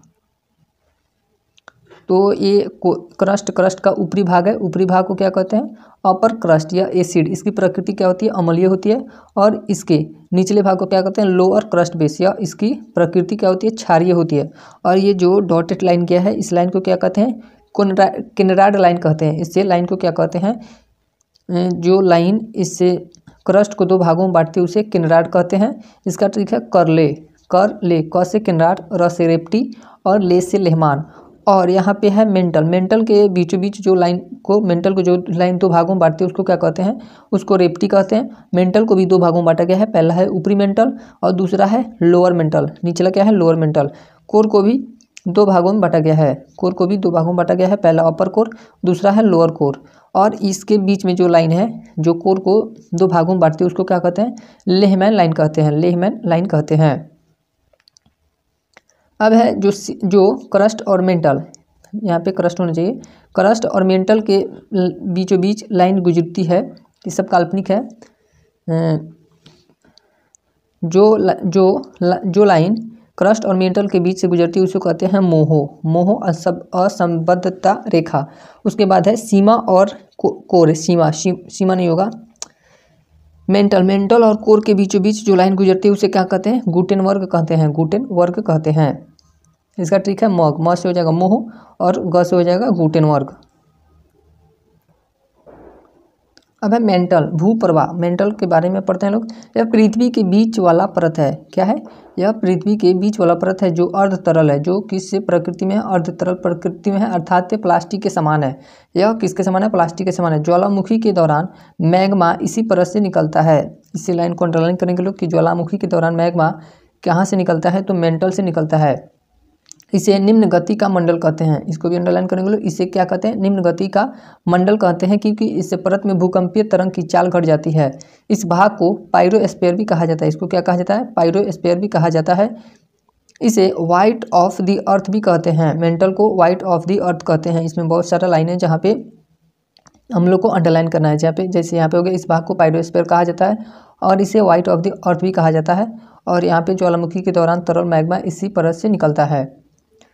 उसके बाद है इस परत की गहराई 900 किलोमीटर तक है। इससे परत की गहराई कितनी है? 900 किलोमीटर तक है। यह पृथ्वी का सबसे बड़ा परत है। मेंटल पृथ्वी का सबसे बड़ा परत है। इसका औसत घनत्व 3.5 से लेकर 5.5 ग्राम प्रति सेंटीमीटर क्यूब होता है। 3.5 से लेकर 5.5 ग्राम प्रति सेंटीमीटर क्यूब होता है। पृथ्वी के कुल आयतन का 83% योगदान है इसका। पृथ्वी का जितना आयतन है उसमें इसका योगदान कितना है? तो 83% इसका योगदान है। इसे दो भागों में बांटते हैं, ऊपरी मेंटल और निचली मेंटल। ऊपरी मेंटल और निचली मेंटल। अब है अंतिम भाग इसका है पृथ्वी का कोर, करोड़ या कोर। यह पृथ्वी का सबसे केंद्रीय भाग है। यह क्या है? पृथ्वी का सबसे केंद्रीय भाग है। इसका तापमान सबसे अधिक लगभग कितना? 6000 डिग्री सेल्सियस रहता है। इसका तापमान सबसे अधिक रहता है, लगभग कितना? 6000 डिग्री सेल्सियस रहता है। यहाँ गुरुत्वाकर्षण क्षमता अधिक होने के कारण इसे गुरुत्वीय मंडल कहते हैं। इसे क्या कहते हैं? गुरुत्वीय मंडल किसे कहते हैं? तो कोर को कहा जाता है। अतः इस मंडल को धात्विक के मंडल भी कहा जाता है। अतः इस मंडल को धात्विक मंडल भी कहते हैं। इस परत का औसत घनत्व 11 से 13 कितना? 11 से 13 ग्राम प्रति सेंटीमीटर क्यूब तक होता है। यह पृथ्वी के कुल आयतन का 16% हिस्सा है। यह पृथ्वी के कुल आयतन का कितना प्रतिशत हिस्सा है? तो 16% हिस्सा है। इस परत को बेरी स्फीयर कहा जाता है। इस परत को क्या कहा जाता है? बेरी स्फीयर कहा जाता है। इसे दो भागों में बांटते हैं। इसको भी दो भागों में बांटते हैं। पहला है ऊपरी कोर और दूसरा है निचली कोर। दूसरा क्या है? निचली कोर। अब है असंबद्धता डिसकंटिन्यूटी। पृथ्वी के परतों के मध्य पाए जाने वाले ऐसा संक्रमण क्षेत्र है जहाँ पर दो परतों की विशेषता एक साथ पाई जाती है। जो हम लोग सीमा और सियाल के बीच में जो लाइन के बारे में पढ़ रहे थे उसी को बोला जाता है असंबद्धता। पृथ्वी के परतों के मध्य पाए जाने वाले ऐसा संक्रमण क्षेत्र है जहाँ पर दो परतों की विशेषता एक साथ पाई जाती है। तो पहला है ऊपरी क्रस्ट। ऊपरी क्रस्ट और निचली क्रस्ट के बीच की सीमा क्षेत्र को क्या कहते हैं? कोनोराड असंबद्धता कहलाता है। ऊपरी क्रस्ट और निचली क्रस्ट के बीच की सीमा क्षेत्र को क्या कहते हैं? कोनोराड असंबद्धता कहते हैं। अब है दूसरा ऊपरी मेंटल तथा निचली मेंटल के बीच की सीमा क्षेत्र को रेपटी कहा जाता है। रेपटी असंबद्धता कहलाता है। तीसरा है ऊपरी करोड़ तथा निचली करोड़ के बीच सीमा क्षेत्र को लेहमैन क्या कहा जाता है? लेहमैन असंबद्धता कहलाता है। अगला है क्रस्ट प्लस मेटल के बीच सीमा क्षेत्र को मोहो असंबद्धता कहलाता है। क्या कहलाता है? मोहो असंबद्धता लाइन कहलाता है। अगला है मेंटल और क्रोड के बीच की सीमा क्षेत्र को गुटेनबर्ग असंबद्धता कहलाता है। क्या कहलाता है? गुटेनबर्ग असंबद्धता कहलाता है। अगला टॉपिक है पृथ्वी की उत्पत्ति। अगला टॉपिक का नाम है पृथ्वी की उत्पत्ति। पृथ्वी की उत्पत्ति कैसे हुई थी उसके बारे में पढ़ेंगे लोग। प्रारंभ में पृथ्वी धधकता हुआ आग का गोला था। क्या था? आग का गोला था पहले। कालांतर में इसमें सिकुड़न उत्पन्न हुआ और इसका बाहरी परत सिकुड़ गया। कालांतर में धीरे धीरे समय बीतता गया तो इसमें सिकुड़न उत्पन्न हुआ और इसका बाहरी भाग सिकुड़ गया। कुछ समय पश्चात पृथ्वी के दो भाग बने। कुछ समय पश्चात पृथ्वी कितने भागों बट गया था? दो भाग बन गए। बाहरी भाग को पेंथलासा कहा गया। क्या कहा गया? बाहरी भाग को पेंथलासा कहा गया तथा आंतरिक भाग को पेंजिया कहा गया। आगे चलकर पेंजिया दो भागों में बट गया। पेंजिया कितने भागों में बट गया? दो भागों में। पेंजिया का उत्तरी भाग अंगारा लैंड, पेंजिया का उत्तरी भाग क्या कहलाया? अंगारा लैंड लारेशिया कहलाया, जबकि दक्षिणी भाग गोंडवाना लैंड कहलाया। दक्षिणी भाग क्या कहलाया? गोंडवाना लैंड कहलाया, जम्बूद्वीप कहलाया। वर्तमान में उत्तरी गोलार्ध के देश अंगारा लैंड के भाग हैं। वर्तमान में जो उत्तरी गोलार्ध के जितने भी देश हैं वो अंगारा लैंड के भाग है, जबकि दक्षिणी गोलार्ध के देश गोंडवाना लैंड के भाग है। दक्षिणी गोलार्ध में जितने भी देश आते हैं वो गोंडवाना लैंड के भाग हैं। भारत की उत्तरी भाग भारत के बारे में है। भारत का उत्तरी भाग अंगारा लैंड तथा दक्षिणी भाग गोंडवाना लैंड का भाग है। तो भारत का उत्तरी भाग हो जाएगा अंगारा लैंड और दक्षिणी भाग हो जाएगा गोंडवाना लैंड का भाग है। अंगारा तथा गोंडवाना लैंड के बीच 33 सागर था। इन दोनों लैंडों के बीच क्या था? 33 सागर, जहां आज हिमालय पर्वत स्थित है। महाद्वीपों के वर्तमान स्वरूप को अंतर्राष्ट्रीय मान्यता नहीं मिली है। महाद्वीपों के वर्तमान स्वरूप को, जो भी महाद्वीप का निर्माण हुआ है, उसे अंतर्राष्ट्रीय मान्यता नहीं दी गई है। वैगनर ने महाद्वीपीय विस्थापन का सिद्धांत दिया था। किसने दिया था? वैगनर ने। इस लाइन को अंडरलाइन करेंगे लोग। किसने महाद्वीपीय विस्थापन का सिद्धांत दिया? तो वैगनर ने महाद्वीपीय विस्थापन का सिद्धांत दिया। उत्तरी ध्रुव के समीप बिखरे हुए द्वीप पेंथलासा का भाग है। उत्तरी ध्रुव के समीप बिखरे हुए द्वीप पेंथलासा का भाग है। वर्तमान में पेंथलासा के अवशिष्ट भाग को ही प्रशांत महासागर का नाम दिया जाता है। वर्तमान में पेंथलासा के अवशिष्ट भाग को ही प्रशांत महासागर का नाम दिया जाता है। इस चित्र के माध्यम से हम लोग समझ सकते हैं लोग कैसे। तो ये हो गया पृथ्वी, जो पहले आग का गोला था, उसके बाद इसमें सिकुड़न हुआ। सिकुड़ने के बाद ये पृथ्वी ऐसे हो गई। उसके बाद ये दो भागों में बट गया। आंतरिक भाग कहलाया पेंजिया और बाहरी भाग कहलाया पेंथलासा। बाहरी भाग क्या कहलाया? पेंथलासा। ये हो गया पेंथलासा और पेंजिया दो भागों में टूट गया। पहला बना अंगारा लैंड, ये बन गया अंगारा लैंड, और दूसरा बना गोंडवाना लैंड। और इन दोनों के बीच में क्या था? 33 सागर था। इन दोनों के बीच में 33 सागर का निर्माण हुआ, और ये जब दोनों टकराए तो वहाँ पे हिमालय का निर्माण हो गया। ये जब अंगारा लैंड और गोंडवाना लैंड जब आपस में टकराए तो ये बीच में हिमालय का निर्माण हुआ था, आज भी हो रहा है। वैगनर के महाद्वीपीय सिद्धांत के अनुसार उन्होंने देखा कि दक्षिण अमेरिका और अफ्रीका की आमने सामने के तटों में अद्भुत समानता है। इसी तरह उन्हें अमेरिका के पूर्वी तट तथा यूरोप के पश्चिमी तट पर भी समानता देखने को मिला। कहाँ पे? अमेरिका के पूर्वी तट और यूरोप के पश्चिमी तट पर भी समानता देखने को मिला। इस तरह उन्होंने देखा कि पूर्वी अफ्रीका में इथोपिया तथा इरिट्रिया का उभार पश्चिमी भारत तथा पाकिस्तान के तटरेखा से मिलाया जा सकता है। कहाँ से? यूरोपिया तथा इरिट्रिया का उभार पश्चिमी भारत तथा पाकिस्तान के तटरेखा से मिलाया जा सकता है, तथा ऑस्ट्रेलिया को बंगाल की खाड़ी में जोड़ा जा सकता है। ऑस्ट्रेलिया किस में जोड़ा जा सकता है?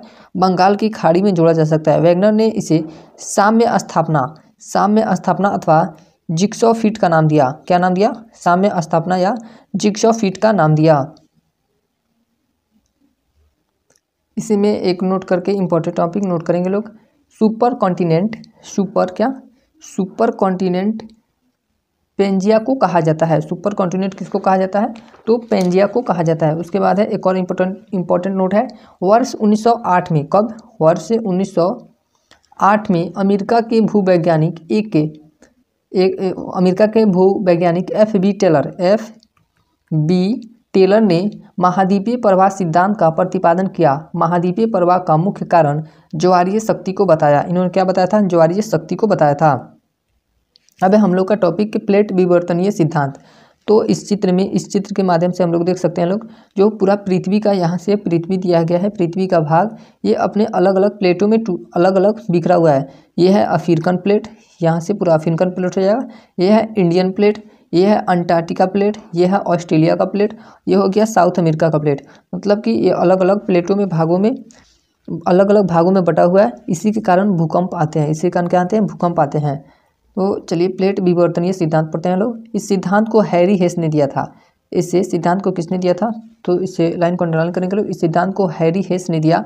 इसके अनुसार पृथ्वी बहुत मोटे प्लेट पर टिकी है। पृथ्वी बहुत मोटे प्लेट पर टिकी है। इन प्लेटों की मोटाई लगभग 100 किलोमीटर तक होती है। इन प्लेटों की मोटाई कितनी होती है? 100 किलोमीटर लगभग होती है। महासागर के समीप ये प्लेट पतले होते हैं। कहाँ पे? महासागर के समीप ये प्लेट पतले होते हैं, जबकि महाद्वीप के समीप प्लेट मोटे होते हैं। पृथ्वी पर कुल 7 बड़े प्लेट हैं। कुल बड़ा प्लेट कितना है? 7 है। और छोटा प्लेट कितना है? 20। छोटा प्लेट 20 हो जाएगा। तो 7 बड़े प्लेटों का नाम है क्या क्या है? उत्तरी अमेरिका प्लेट, उत्तरी अमेरिका प्लेट, इस पे कौन कौन से देश हैं? तो उत्तरी पश्चिमी अटलांटिक महासागर इस पे आता है और उत्तरी अमेरिका महाद्वीप आता है। किस पे? उत्तरी अमेरिका प्लेट पे उत्तरी अमेरिका महाद्वीप और उत्तरी पश्चिमी अटलांटिक महासागर इस पर स्थित है। दूसरा है दक्षिणी अमेरिका प्लेट, दक्षिणी अमेरिका प्लेट, इस पर कौन सा देश आता है? दक्षिण अमेरिका महाद्वीप, दक्षिण अमेरिका महाद्वीप प्लस दक्षिणी पश्चिमी अटलांटिक महासागर इस पर स्थित है। दूसरा है अंटार्कटिका प्लेट, दूसरा अंटार्कटिका प्लेट है, अंटार्कटिका महाद्वीप इस पर स्थित है। इस पर कौन सा अंटार्कटिका महाद्वीप स्थित है? अंटार्कटिका के चारों ओर से घेरते हुए महासागरीय प्लेट भी इस पर स्थित है। अब है अगला अफ्रीकन प्लेट, अफ्रीकन प्लेट पर कौन सा देश स्थित है? अफ्रीका महाद्वीप स्थित है, अफ्रीका महाद्वीप स्थित है और पूर्वी अटलांटिक महासागर और पश्चिमी हिंद महासागर भी अफ्रीकन प्लेट पर स्थित है। उसके बाद है अगला यूरेशियन प्लेट, यूरेशियन प्लेट पर यूरोप के सारे देश आते हैं, एशिया भी यूरेशियन प्लेट पर है, पूर्वी अटलांटिक महासागर भी यूरेशियन प्लेट पर स्थित है। अब है Indo Australia plate, Indo Australia plate, ये इस पे भारत, ऑस्ट्रेलिया और हिंद महासागर स्थित है। इस पर कौन कौन से स्थान स्थित है? यहाँ पे तो भारत हो जाएगा, ऑस्ट्रेलिया हो जाएगा और हिंद महासागर इंडो ऑस्ट्रेलिया प्लेट पर स्थित है। अब है प्रशांत महासागर प्लेट, प्रशांत महासागर प्लेट पर प्रशांतीय महासागरीय नितल स्थित है। प्रशांत महासागरीय नितल किस पर स्थित है? तो प्रशांत महासागर प्लेट पर स्थित है।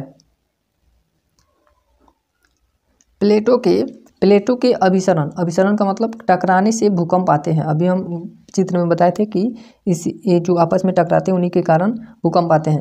तो प्लेटों के अभिसरण टकराने से भूकंप आते हैं, अर्थात प्लेटों का किनारा भूकंप का कारण बनता है। क्या? प्लेटों का किनारा भूकंप का कारण बनता है। नवीन पर्वतों के नीचे भूकंप आते हैं। कहाँ पे? नवीन पर्वतों के नीचे भी भूकंप आते हैं। प्रशांत महासागरीय प्लेट सर्वाधिक के प्लेटों से सीमा बनाता है। इस लाइन को अंडरलाइन करेंगे लोग। प्रशांत महासागरीय प्लेट है जो सर्वाधिक प्लेटों से सीमा बनाता है, जिस कारण प्रशांत महासागर में सर्वाधिक भूकंप आते हैं। सर्वाधिक भूकंप कहाँ आता है? तो प्रशांत महासागर में सर्वाधिक भूकंप आता है। नेपाल यूरेशिया तथा इंडो ऑस्ट्रेलिया के सीमा पर है। नेपाल कहाँ पे? नेपाल यूरेशिया तथा इंडो ऑस्ट्रेलिया के सीमा पर है, जिस कारण वहाँ भूकंप आता है। नेपाल में भूकंप आने का कारण क्या है? क्योंकि यह यूरेशिया तथा इंडो ऑस्ट्रेलिया के सीमा पर स्थित है। इंडियन प्लेट के ऊपर यूरेशियन प्लेट मिलता है। इंडियन प्लेट के ऊपर कौन सा प्लेट मिलता है? तो यूरेशियन प्लेट मिलता है। यूरेशियन प्लेट बहुत बड़ा है। यह इंडियन प्लेट से आकर मिलता है। यह किससे आकर मिलता है? इंडियन प्लेट से आकर मिलता है। जब कभी इस पर झटका पड़ता है तो पाकिस्तान, अफगानिस्तान, नेपाल का क्षेत्र दहल जाता है। यह पूरे महाद्वीप के बीचों बीच से आ रहा है। यह कहाँ से आ रहा है? पूरे महाद्वीप के बीचों बीच से आ रहा है, इसलिए इसे मध्य महाद्वीपीय भूकंप पेटी कहलाता है। इसे क्या कहते हैं? मध्य महाद्वीपीय भूकंप पेटी कहते हैं।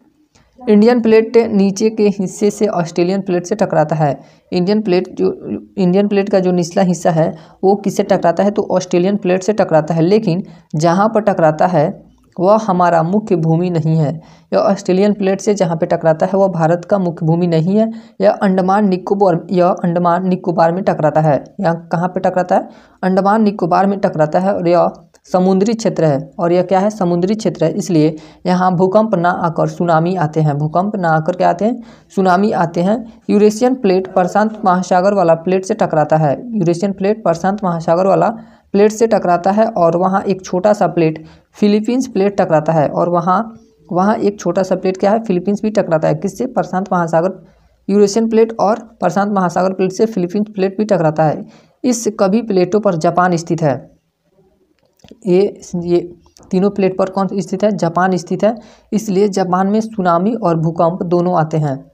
यहाँ पे 3 प्लेट टकराते हैं और वह जापान मुख्य केंद्र बिंदु पे है, इसलिए जापान में सबसे ज़्यादा सुनामी और जापान में सबसे ज़्यादा भूकंप आते हैं। अगर 2 प्लेट पास आते हैं तो टकरा कर भूकंप आता है।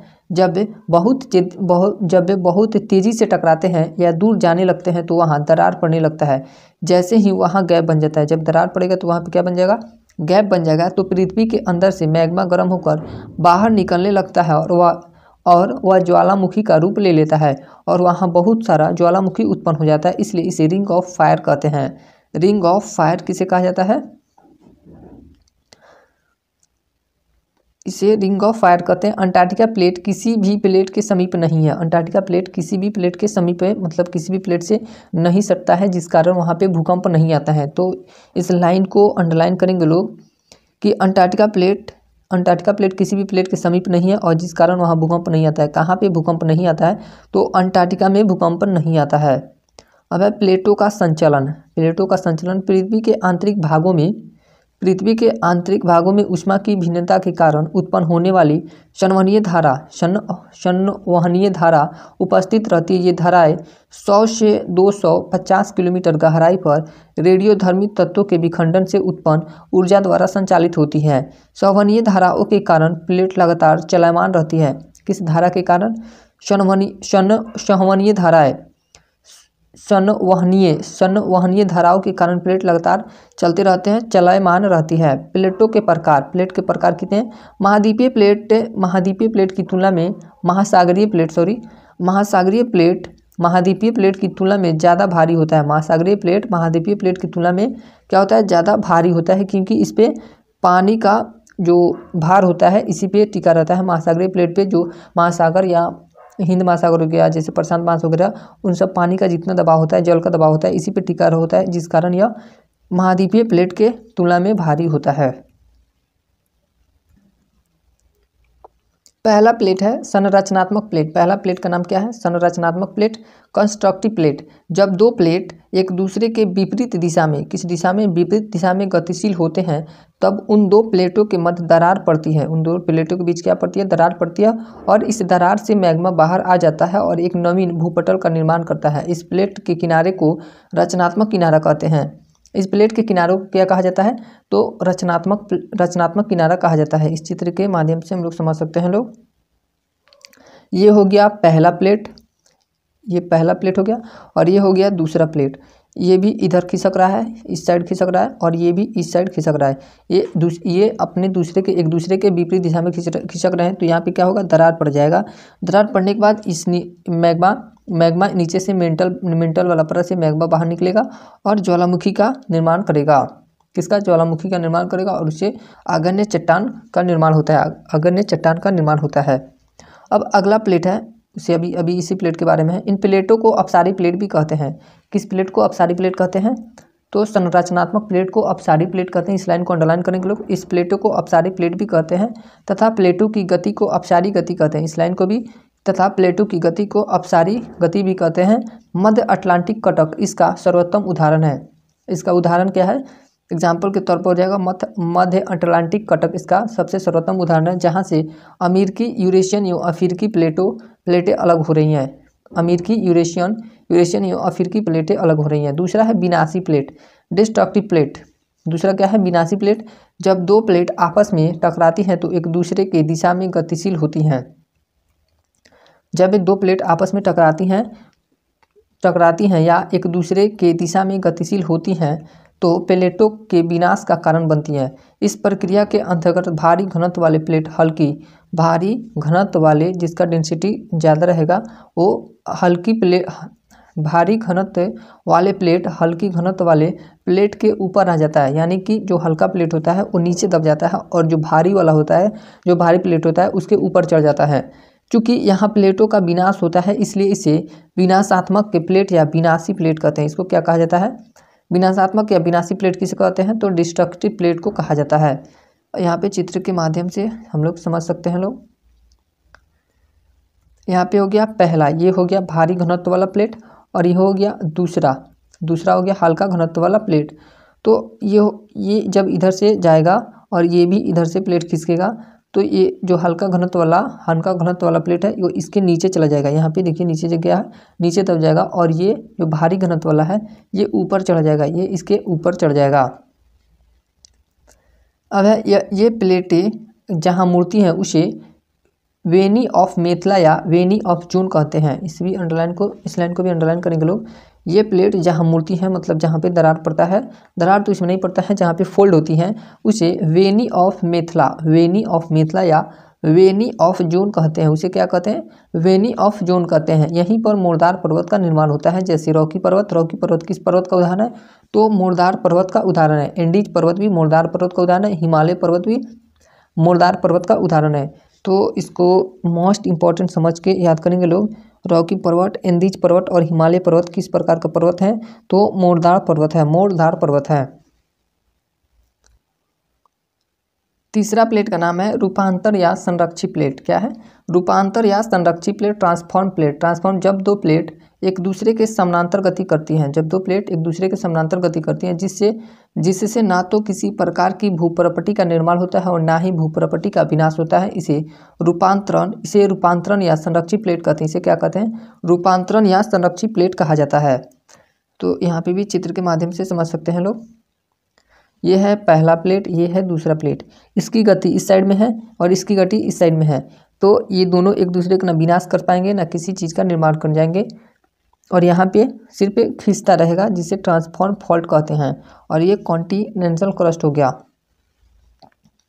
अब है भूकंप, अर्थक्वेक। भूकंप कैसे आता है उसके बारे में पढ़ेंगे लोग। भूप्रपट्टी के अचानक दोलन या कंपन को भूकंप कहते हैं। भूकंप किसे कहते हैं? तो भूप्रपट्टी के अचानक दोलन या कंपन को भूकंप कहते हैं। फोकस, मूल कैसे कहते हैं? ये सब भूकंप के पार्ट्स हैं। पृथ्वी के अंदर जिस स्थान से भूकंप प्रारंभ होता है उसे मूल कहते हैं। जहाँ से जिस बिंदु से भूकंप चालू होता है उसे क्या कहते हैं? फोकस या मूल कहते हैं। पृथ्वी के अंदर जिस स्थान से भूकंप प्रारंभ होता है उसे मूल कहते हैं। अधिकेंद्र, एपिसेंटर क्या होता है? पृथ्वी सतह का वह स्थान जहाँ भूकंपीय तरंगें सबसे पहले पहुँचती है। मतलब ये फोकस जहाँ पे भूकंप उत्पन्न होता है, और भूकंप उत्पन्न होने के बाद जिस स्थान पर सबसे पहले भूकंप महसूस होता है उसे क्या कहते हैं? उसे अधिकेंद्र कहते हैं। सर्वाधिक क्षति अधिकेंद्र पर होती है। पृथ्वी सतह का वह स्थान जहां भूकंपीय तरंगें सबसे पहले पहुंचती है उसे अधिकेंद्र कहते हैं। और सर्वाधिक क्षति कहाँ पे होती है? अधिकेंद्र पर होती है। सर्वाधिक क्षति अधिकेंद्र पर पहुंचती है। भूकंप में जो ऊर्जा होती है उसे हम प्रत्यास्थ ऊर्जा कहते हैं। इस लाइन को अंडरलाइन करेंगे लोग। भूकंप में जो ऊर्जा होती है उसे क्या कहते हैं? प्रत्यास्थ ऊर्जा कहते हैं। यह प्रत्यास्थ ऊर्जा पृथ्वी को हिला देती है और यह तरंग के रूप में निकलती है। यह किस रूप में निकलती है? तो तरंग के रूप में निकलती हैं। भूकंपीय तरंग कितने प्रकार के होते हैं? तो भूकंपीय तरंग 3 प्रकार के होते हैं, पी, एस और एल। भूकंप के दौरान 3 प्रकार के तरंग निकलती हैं, पी एस तथा एल। पहला तरंग का नाम है पी का मतलब हो गया प्राइमरी तरंग। इनकी चाल 6 किलोमीटर प्रति सेकंड होती है। 1 सेकंड में कितने किलोमीटर? 6 किलोमीटर। अतः यह पृथ्वी पर सबसे पहले पहुंचती है, जिस कारण इसे प्राथमिक तरंग कहते हैं। इसे क्या कहते हैं? प्राथमिक तरंग कहते हैं। पी तरंग अनुदैर्घ्य होती है। इस लाइन को अंडरलाइन करेंगे लोग। पी तरंगे अनुदैर्घ्य होती हैं। ये ठोस, द्रव्य तथा गैस तीनों अवस्था में चलती हैं। यह सबसे कम क्षति पहुंचाती है। सबसे कम क्षति कौन सी तरंगे पहुंचाती है? तो पी तरंगे पहुंचाती है। और यहाँ पे मोस्ट इंपॉर्टेंट लाइन है, ठोस, द्रव तथा गैस तीनों में कौन सी तरंगे चलती हैं? तो पी तरंग हो जाएगा। इसका सही आंसर पी तरंग हो जाएगा। पी तरंगे ठोस, द्रव तथा गैस तीनों में चलती हैं। दूसरा है सेकेंडरी, एस तरंगे। इनकी चाल 3.5 किलोमीटर प्रति सेकंड, यानी 1 सेकंड में 3.5 किलोमीटर चलती हैं। यह पी तरंगों के बाद पहुँचती है। यह कब पहुँचती हैं? जब वे पी तरंग पहुँच जाता है तब एस तरंग आती हैं। अतः इसे द्वितीय तरंग कहते हैं। इसे क्या कहते हैं? द्वितीय तरंग कहते हैं। यह अनुप्रस्थ होती है। यह कैसी होती है? इसकी प्रकृति अनुप्रस्थ होती है, जिस कारण द्रव्य में नहीं चल सकती है। यह किस में नहीं चल सकती है? द्रव्य में नहीं, यानी पानी में नहीं चल सकती है। सुनामी के दौरान यह तरंग उत्पन्न नहीं होती है। इससे क्षति पी की तुलना में अधिक होती है। अगला है एल तरंग। अगला तरंग का नाम क्या है? एल तरंग। इसकी खोज H.T. लॉब ने की थी। इसकी खोज किसने किया था? तो H.T. लॉब ने किया था। इन्हें धरातलीय तरंग कहते हैं। इसे क्या कहते हैं? धरातलीय तरंग कहते हैं। यह अनुप्रस्थ गति करती है। यह किस दिशा में गति करती है? तो अनुप्रस्थ दिशा में गति करती है। इसकी चाल 1.5 किलोमीटर प्रति सेकंड होती है। तीनों अवस्थाओं में चलती है। ये भी तीनों अवस्थाओं में चलती है। अतः इसकी गति सबसे धीमी होती है। इससे क्षति सबसे अधिक होती है। यही लाइन इंपॉर्टेंट है कि सबसे ज़्यादा क्षति किस तरंग से होती है? तो एल तरंगों से सबसे ज़्यादा क्षति होती है। अब यहाँ पे तीनों का अंतर दिया गया है, पी वेव और एस वेव और एल तरंगे। तो पी वेव के बारे में, इसकी आवृत्ति संख्या अधिक होती है। यानी ये जो आवृत्ति संख्या है, ये आवृत्ति संख्या यहाँ पे काउंट करेंगे लोग 1 2 3, तो इसकी आवृत्ति संख्या ज़्यादा होती है। इसकी तरंग दर दूरी कम होती है, यानी तरंग की दूरी कम होती है। इसका आयाम, ऊंचाई भी कम होता है। ये जो इसको आयाम बोला जाता है, ये एक गर्त और दूसरे गर्त के बीच को आयाम बोला जाता है। इसकी आयाम, ऊंचाई भी कम होती है। अब है एस वेव के बारे में क्या है? इसकी आवृत्ति संख्या औसत होती है, यानी यह मीडियम में रहता है। इसकी तरंग दैर्घ्य दूरी औसत होती है, ये भी औसत होती है। और उसके बाद है इसकी आयाम ऊंचाई औसत होती है। इसमें तीनों एस वेव में तीनों औसत हो जाएगा, तीनों क्या हो जाएगा, एवरेज हो जाएगा। अब है एल तरंग। एल तरंग इसकी आवृत्ति संख्या कम होती है, यानी यहाँ पे जो यह है आवृत्ति संख्या, इसकी आवृत्ति संख्या कम होती है। इसकी तरंग दैर्घ्य दूरी अधिक होती है। इसकी लेंथ की क्या होता है, लेंथ है लंबाई ज़्यादा होता है। इसकी तरंग दैर्घ्य दूरी अधिक होती है। इसका आयाम ऊंचाई अधिक होता है। इसका आयाम क्या था, ऊंचाई होता है, जिस कारण यह सबसे विनाशक होती है। उसके बाद है भूकंप के कारण। भूकंप के कारण क्या होते हैं, तो भूकंप के कारण, भूकंप का पहला कारण नवीन वलित पर्वत का तल है। भूकंप का पहला कारण क्या है, नवीन वलित पर्वत का तल है। अभिसरण, अभिसरण क्या होता है, प्लेट अगर आकर आपस में सटते हैं तो उसे अभिसरण कहते हैं। अगर दो प्लेट आकर आपस में सट जाते हैं तो उसे क्या कहते हैं, अभिसरण कहते हैं। यह बहुत खतरनाक होता है, यह क्या होता है, बहुत खतरनाक। उसके बाद है अवसरण। प्लेट अगर दूर हटेंगे तो उसे अवसरण कहेंगे। अगर प्लेट दूर हट रहा है एक दूसरे से, अब विपरीत दिशा में अपने से विपरीत दिशा में अलग हट रहा है तो उसे अवसरण कहते हैं। रीड का प्रत्यास्थ प्रचलन सिद्धांत। रीड वैज्ञानिक थे, इनका सिद्धांत का नाम क्या है, प्रत्यास्थ प्रचलन सिद्धांत। इनके अनुसार जब एक प्लेट दूसरे प्लेट से टकराती है या दूर हटती है तो इसकी एक क्षमता होती है। इसकी क्या होती है, एक क्षमता होती है।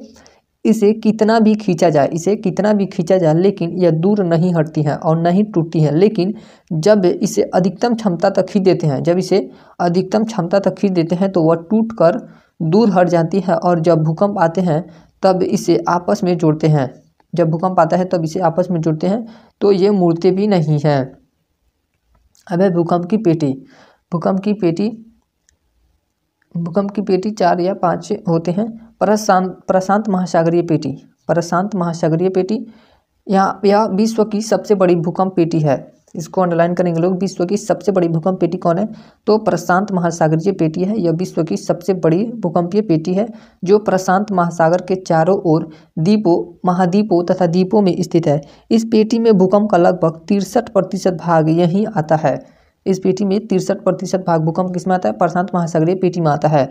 यहाँ भूकंप आने का कारण अभिसरण है। यहाँ भूकंप किस कारण आता है, तो अभिसरण के कारण आता है, यानी दो प्लेटें आपस में टकराती हैं। प्रशांत महासागर का अभिसरण एक तरफ एशिया से और दूसरी तरफ अमेरिका से होता है। यानी एक तरफ एशिया का प्लेट आता है और दूसरी तरफ अमेरिका का प्लेट आता है, जिसे हम रिंग ऑफ फायर कहते हैं। रिंग ऑफ फायर किसे कहते हैं, तो प्रशांत महासागर को रिंग ऑफ फायर कहते हैं। यह भूकंप तथा ज्वालामुखी दोनों के लिए है। यह भूकंप तथा ज्वालामुखी दोनों के लिए है। अब है मध्य महाद्वीपीय पेटी। दूसरा है मध्य महाद्वीपीय पेटी। ये दुनिया के महत्वपूर्ण महाद्वीपों के बीचों बीच से होकर जाती है, इसलिए इसे मध्य महाद्वीपीय पेटी कहते हैं। इसको मध्य महाद्वीपीय पेटी क्यों कहा जाता है, क्योंकि यह जो विश्व है उसके बीचों बीच से होकर गुजरती है। इस पेटी पर विश्व के लगभग 21% भूकंप आते हैं। 21% इस पेटी पे 21% विश्व के भूकंप आते हैं। इसका भी मुख्य कारण अभिसरण है। इसका भी मुख्य कारण अभिसरण है, यानी एक दूसरे में प्लेट आकर टकराती हैं।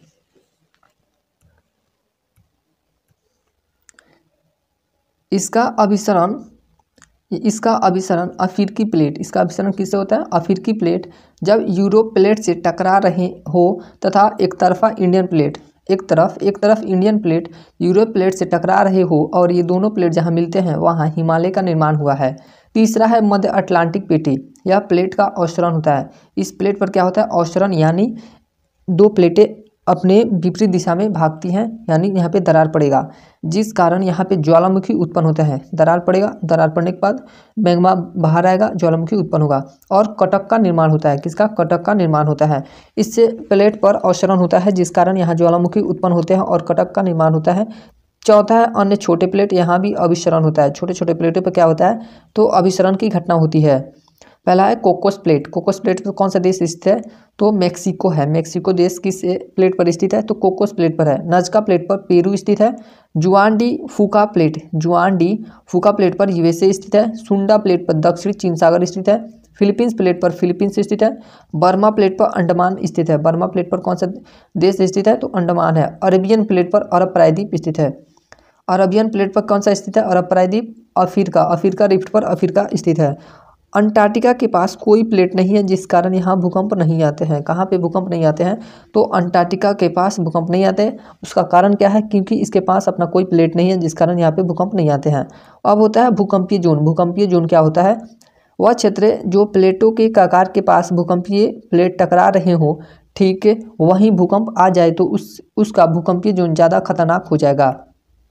उससे दूर दूर जाएगा तो कम खतरनाक हो जाएगा, उससे दूर जाएगा तो कम खतरनाक हो जाएगा। भूकंप के खतरे को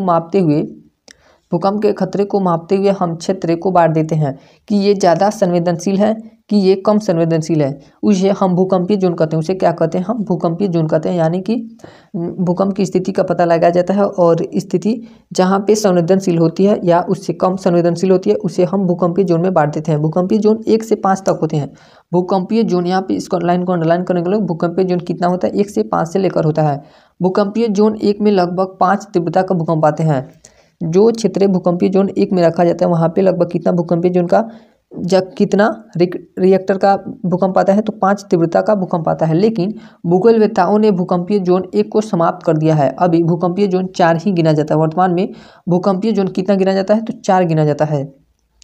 जैसे जैसे हम भूकंपीय जोन 1 से 5 की तरफ बढ़ते हैं हम खतरे की तरफ बढ़ रहे हैं। यानी कि 1 से बढ़ते जितना जाएंगे 1, 2, 3, 4, अगर 5 भूकंप जोन 5 में है तो वह क्षेत्र सबसे संवेदनशील है। सबसे खतरनाक जोन 5 होता है। सबसे खतरनाक जोन क्या होता है? 5 जोन होता है। भूकंप का अध्ययन सिस्मोलॉजी कहलाता है। इस लाइन को अंडरलाइन करेंगे लोग। भूकंप का अध्ययन क्या कहलाता है? तो सिस्मोलॉजी कहलाता है। भूकंप को जिस ग्राफ पर बनाया जाता है उसे सिस्मोग्राफ कहते हैं। भूकंप को जिस ग्राफ पर बनाया जाता है उसे क्या कहते हैं? सिस्मोग्राफ कहते हैं। भूकंप को सिस्मोग्राफ पर दर्शाया जाता है। भूकंप को किस पर दर्शाया जाता है? तो सिस्मोग्राफ पर दर्शाया जाता है। इसे मापने के लिए रिएक्टर स्केल का प्रयोग किया जाता है। इसको मापने के लिए किस स्केल का प्रयोग किया जाता है? तो रिएक्टर स्केल का प्रयोग किया जाता है। रिएक्टर स्केल पर 0 से लेकर 9 तक का अंक बने होते हैं। कहाँ से कहाँ तक? 0 से लेकर 9 तक का अंक बना होता है। प्रत्येक संख्या अपनी पहली संख्या से 10 गुनी खतरनाक होती है। प्रत्येक संख्या अपनी पहली संख्या से कितनी खतरनाक होती है? तो 10 गुनी खतरनाक होती है। 7 तीव्रता से अधिक भूकंप खतरनाक होता है। 7 तीव्रता से अधिक का भूकंप कैसा होता है? खतरनाक होता है। भूकंप मापने के लिए पहले मर्केलिन स्कोप का प्रयोग किया जाता था। भूकंप मापने के लिए पहले मर्केलिन स्केल का प्रयोग पहले किया जाता था, जिसमें 1 से 12 तक अंक होते थे। जिसमें अंक कितना होता था? 1 से 12 तक अंक होता था। अब क्या है? आइसोसिस्मल क्या होता है? इससे समान तीव्रता क्षति वाले स्थान से मिलाने वाले रेखा को इससे समान तीव्रता क्षति वाले स्थान से मिलाने वाले रेखा को आइसोसिस्मल लाइन कहते हैं। यानी कि जहाँ पे समान तीव्रता से भूकंप आते हैं उसे आइसोसिस्मल कहते हैं। होमोसिस्मल समान समय पर आने वाले भूकंप को समान समय पर आने वाले भूकंप के स्थान को होमोसिस्मल लाइन कहते हैं। होमो यानी कि जहाँ पे एक ही स्थान पे एक ही टाइम पे, मतलब एक या एक से अधिक स्थान पे अगर एक ही टाइम पे एट ए टाइम भूकंप आता है तो उसे क्या कहते हैं? होमोसिस्मल लाइन कहते हैं। अब है सुनामी। सुनामी क्या होता है? यह जापानी भाषा का शब्द है। सुनामी क्या है?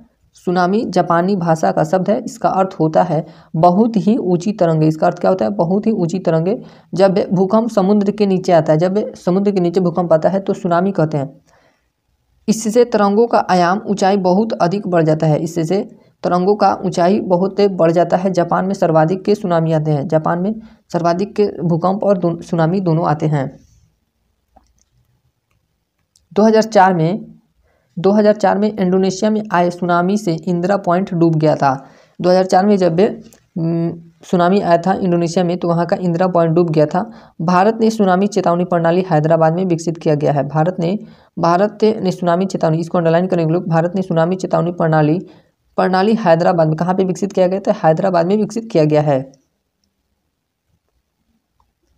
अब है ज्वालामुखी वेल्कोनो ज्वालामुखी के बारे में पढ़ते हैं लोग। भारत के मेंटल से तरल मैग्मा, भारत नहीं होगा यहाँ पे, पृथ्वी के मेंटल से, एक इसको काट के पृथ्वी करेंगे लोग। पृथ्वी के मेंटल से तरल मैग्मा जिस क्रिया से बाहर आता है उसे ज्वालामुखी कहते हैं। जिस क्रिया से बाहर आता है उसे क्या कहते हैं? ज्वालामुखी कहते हैं। मैग्मा जब ठंडा होता है तो उसे लावा कहते हैं। जब मैग्मा ठंडा हो जाता है तो उसे लावा कहा जाता है। जब मैग्मा का जमाव पानी में ही हो जाए तो उसे टफ कहते हैं। जब मैग्मा समुद्र में निकलता है और उसमें मैग्मा जम जाता है तो उसे क्या कहते हैं? टफ कहते हैं। जब मैग्मा का जमाव चन्ना के समान हो जाए, जब मैग्मा का समान चन्ना के समान हो जाता है तो उसे क्या कहते हैं? एस्कोरिया कहते हैं। मैग्मा जिस छिद्र से निकलता है उसे ज्वालामुखी छिद्र कहते हैं। मैग्मा जिससे छिद्र से निकलता है उसे क्या कहते हैं? ज्वालामुखी छिद्र कहते हैं।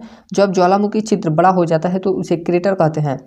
जब ज्वालामुखी छिद्र बड़ा हो जाता है तो उसे क्या कहते हैं, क्रेटर कहते हैं। क्रेटर का आकार जब बड़ा हो जाता है, जब क्रेटर का आकार बड़ा हो जाता है तो उसे काल्डेरा कहते हैं। उसे क्या कहते हैं, काल्डेरा कहते हैं। काल्डेरा में जब विस्फोट रुक जाता है, काल्डेरा में जब ज्वालामुखी विस्फोट रुक जाता है तो उसमें वर्षा का जल भर जाता है, उसे ही काल्डेरा झील कहते हैं। काल्डेरा झील का निर्माण कैसे होता है, जब ज्वालामुखी का जो होल होता है, छिद्र होता है, उसमें विस्फोट होना बंद हो जाता है, जिस कारण उसमें वर्षा का जल भर जाता है और वह काल्डेरा झील का पुनर्निर्माण हो जाता है। उसमें काल्डेरा झील का पुनर्निर्माण हो जाता है। ऑस्ट्रेलिया में ज्वालामुखी नहीं है।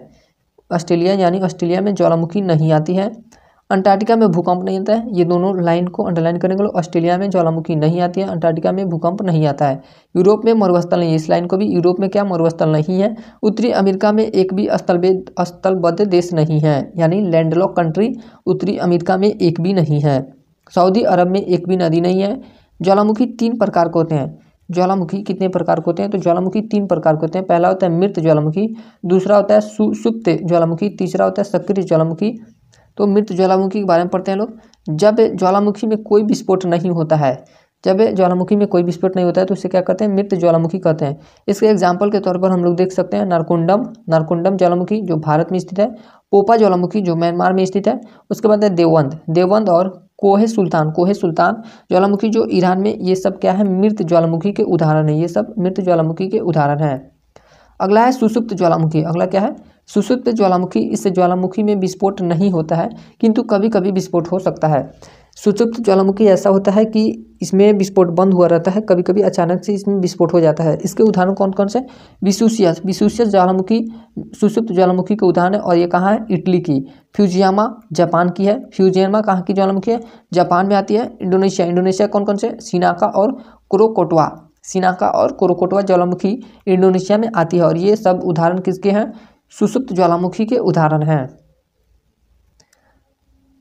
अब है तीसरा नंबर, सक्रिय ज्वालामुखी। इसमें हमेशा विस्फोट उद्गार होते रहते हैं। यह सबसे घातक होता है। इसके एग्जाम्पल के तौर पर हम लोग देख सकते हैं बैरन द्वीप पे बैरन ज्वालामुखी आता है जो भारत में स्थित है। कोटोपैक्सी इक्वाडोर में आता है। कोटोपैक्सी ज्वालामुखी कहाँ पे आता है, तो इक्वाडोर में आता है। इटली एस्ट्रोमली ज्वालामुखी कहाँ पे है, इटली में उत्पन्न होती है। अस्पर कहाँ होती है, यूएसए में। बेंजियामी कहाँ आती है, तो रूस की ज्वालामुखी है। उसके बाद है शोमेरू इंडोनेशिया की ज्वालामुखी है। किलिमंजारो तंजानिया की ज्वालामुखी है।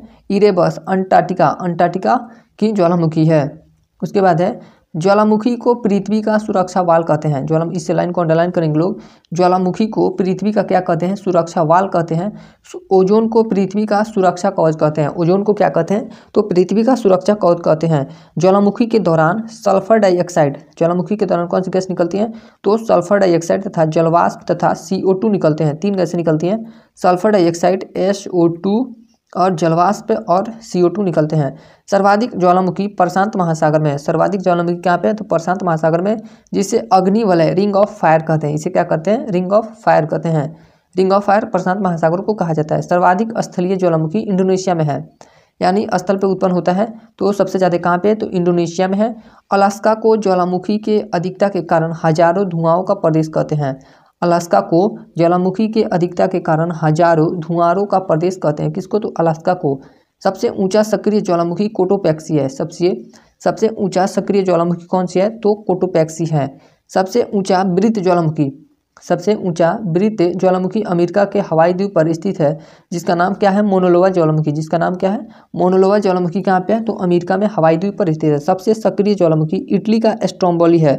सबसे सक्रिय ज्वालामुखी कौन सा, तो इटली का स्ट्रोम्बोली है। इसे भूमध्य सागर का प्रकाश स्तंभ कहते हैं। यहाँ से क्वेश्चन बनता है कि भूमध्य सागर का प्रकाश स्तंभ किसे कहते हैं, तो स्ट्रोम्बोली ज्वालामुखी को कहा जाता है। अब है रॉक,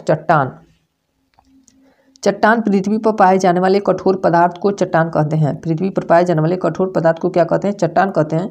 चट्टान 3 प्रकार का होता है। पहला होता है आग्नेय चट्टान, दूसरा होता है अवसादी चट्टान, तीसरा होता है रूपांतरित चट्टान। आग्नेय चट्टान क्या होता है, इसका निर्माण लावा से होता है। आग्नेय चट्टान का निर्माण किससे होता है, तो लावा से होता है। इन्हें प्राथमिक चट्टान कहा जाता है। इस लाइन को अंडरलाइन करेंगे लोग कि प्राथमिक चट्टान किसे कहते हैं, तो आग्नेय चट्टान को प्राथमिक चट्टान कहते हैं। आग्नेय चट्टान कठोर होते हैं। इन पर रासायनिक अपक्षय का प्रयोग कम पड़ता है तथा इन पर भौतिक अपक्षय का प्रयोग अधिक पड़ता है। आग्नेय चट्टान पर भौतिक अपक्षय अधिक होता है और रासायनिक अपक्षय कम होता है। इन चट्टानों में जीवाश्म नहीं पाया जाता है। तो कौन से चट्टान में जीवाश्म नहीं पाया जाता है? तो आग्नेय चट्टान में जीवाश्म नहीं पाया जाता है। आग्नेय चट्टान को दो भागों में बांटते हैं। आग्नेय चट्टान को कितने भागों में बांटते हैं? दो भागों में, बाह्य आग्नेय और आंतरिक आग्नेय। आग्नेय यहाँ पे बांटा गया है चित्र में। तो पहला होता है बाह्य आग्नेय चट्टान, दूसरा होता है आंतरिक आग्नेय चट्टान। आंतरिक को भी दो भागों में बांटा गया है, एक पहला पतालिका और दूसरा मध्यवर्ती। बाह्य आग्नेय चट्टान, बाह्य आग्नेय चट्टान क्या होता है? यह तब बनता है जब लावा भूमि के ऊपर चला आए, मतलब यानी मैग्मा जब भूमि के ऊपर निकल जाए तो बाह्य आग्नेय चट्टान का निर्माण होता है। जब लावा भूमि के ऊपर आ जाता है तो बाह्य आग्नेय चट्टान का निर्माण होता है। इसका रंग काला होता है। इसका रंग कैसा होता है? इसका रंग काला होता है। इसमें घिसावट से काली मिट्टी बनती है। अगर ये घिसता है तो किससे मिट्टी का निर्माण होता है? काली मिट्टी का निर्माण होता है, जैसे बेसाल्ट चट्टान। इससे बाह्य आग्नेय चट्टान का उदाहरण के तौर पर हो जाएगा बेसाल्ट चट्टान। दक्षिण भारत में काली मिट्टी होने का मुख्य कारण बेसाल्ट चट्टान है। दक्षिण भारत में काली मिट्टी होने का मुख्य कारण क्या है? तो बेसाल्ट चट्टान है। दूसरा है आंतरिक आग्नेय चट्टान। आंतरिक आग्नेय चट्टान, इसका निर्माण तब होता है जब लावा भूमि के अंदर ही रह जाए, यानी कि जब मैग्मा आता है, ज्वालामुखी ब्लास्ट होता है, विस्फोट होता है, तो मैग्मा पृथ्वी के ऊपर ना आके पृथ्वी के अंदर ही रह जाए। यह दो प्रकार का होता है। ये कितने प्रकार का होता है? आंतरिक आग्नेय चट्टान दो प्रकार का, पहला पतालिक और दूसरा मध्यवर्ती। पतालिक क्या होता है? यह बहुत ही गहराई में होता है, ग्रेनाइट तथा गैवोरा। ग्रेनाइट इसका पतालिक का उदाहरण हो जाएगा, ग्रेनाइट तथा गैवोरा। मध्यवर्ती चट्टान, इसका निर्माण तब होता है जब लावा भूमि के सतह तक पहुंच जाए।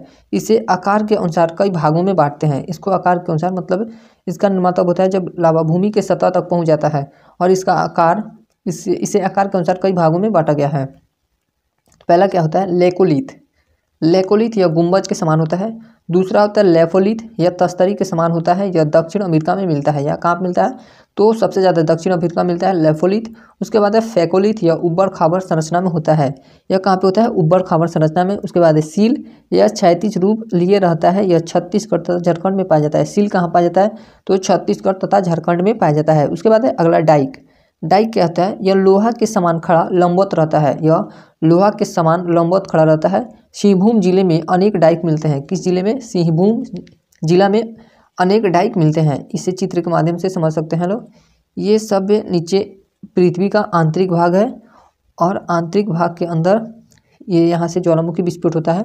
तो ज्वालामुखी विस्फोट होने के बाद यहाँ पे डाइक का निर्माण हुआ है। डाइक, उसके बाद इसको सील बोला जाएगा और इसको लेकोलिथ बोला जाएगा। इसको छतरी के समान हो जाएगा तो लेकोलिथ बोला जाएगा। और लावा का प्रवाह यहाँ पे होता है। बैकोलिथ, लेफोलिथ, इस चित्र में यहाँ पे इसको क्या बोलेंगे लोग?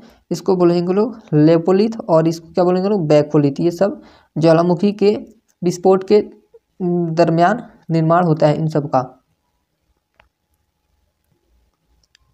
अब है दूसरा चट्टान, अवसादी चट्टान। दूसरा क्या है? अवसादी चट्टान। यह आग्नेय चट्टान के टूटने से बनता है। अवसादी चट्टान कैसे बनता है? आग्नेय चट्टान के टूटने से बनता है। यह कई परतों से बनता है, इसलिए इसे परतदार चट्टान कहते हैं। परतदार चट्टान किसे कहते हैं? तो अवसादी चट्टान को परतदार चट्टान कहते हैं। सभी ईंधन की प्राप्ति अवसादी चट्टान से होती है। ईंधनों की प्राप्ति किससे होती है? तो अवसादी चट्टानों से होती है। अवसादी चट्टान को तलछटी चट्टान भी कहते हैं। इस लाइन को अंडरलाइन करेंगे लोग।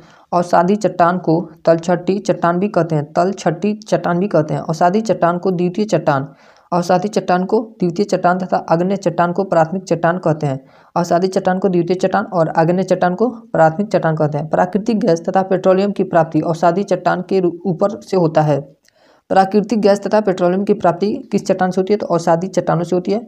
जैसे इसका उदाहरण रहेगा बालू पत्थर। बालू पत्थर से क्या प्राप्त होता है? चिकनी मिट्टी और चूना पत्थर। रिमार्क में भौतिक अपक्षय का अभाव आग्नेय तथा अवसादी दोनों पर पड़ता है। भौतिक अपक्षय का अभाव आग्नेय चट्टान पर और अवसादी चट्टान दोनों पर पड़ता है, जबकि रासायनिक अपक्षय का प्रभाव केवल अवसादी चट्टानों पर पड़ता है। रासायनिक के अपक्षय का प्रभाव आग्नेय चट्टान पर नहीं पड़ता है, बल्कि सिर्फ अवसादी चट्टानों पर पड़ता है। तीसरा है रूपांतरित चट्टान। तीसरा क्या है? रूपांतरित चट्टान। अवसादी व आग्नेय चट्टान में ताप या दाब के कारण परिवर्तन या रूपांतरण हो जाने से रूपांतरित चट्टान का निर्माण होता है।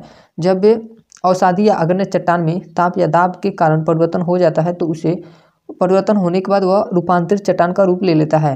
रूपांतरित चट्टान में संगमरमर, रूपांतरित चट्टान के उदाहरण क्या हो जाएंगे? तो इसमें संगमरमर, क्वार्टजाइट आदि का मिश्रण होता है। संगमरमर, क्वार्टजाइट आदि का मिश्रण होता है। चट्टानों में सर्वाधिक मात्रा में ऑक्सीजन तथा सिलिकॉन पाया जाता है। चट्टानों में सर्वाधिक मात्रा में क्या पाया जाता है? तो ऑक्सीजन तथा सिलिकॉन पाया जाता है। इसका ट्रिक है ओसियाल्फेकनी। ओ से हो गया ऑक्सीजन एक पे, दूसरा हो गया सिलिकॉन, उसके बाद तीसरा हो गया एल्युमिनियम, एल्युमिनियम के बाद Fe हो गया, Fe के बाद कोबाल्ट हो गया, कोबाल्ट के बाद निकल हो गया। ओसियाल्फेकोनी, ओसियाल्फेकोनी।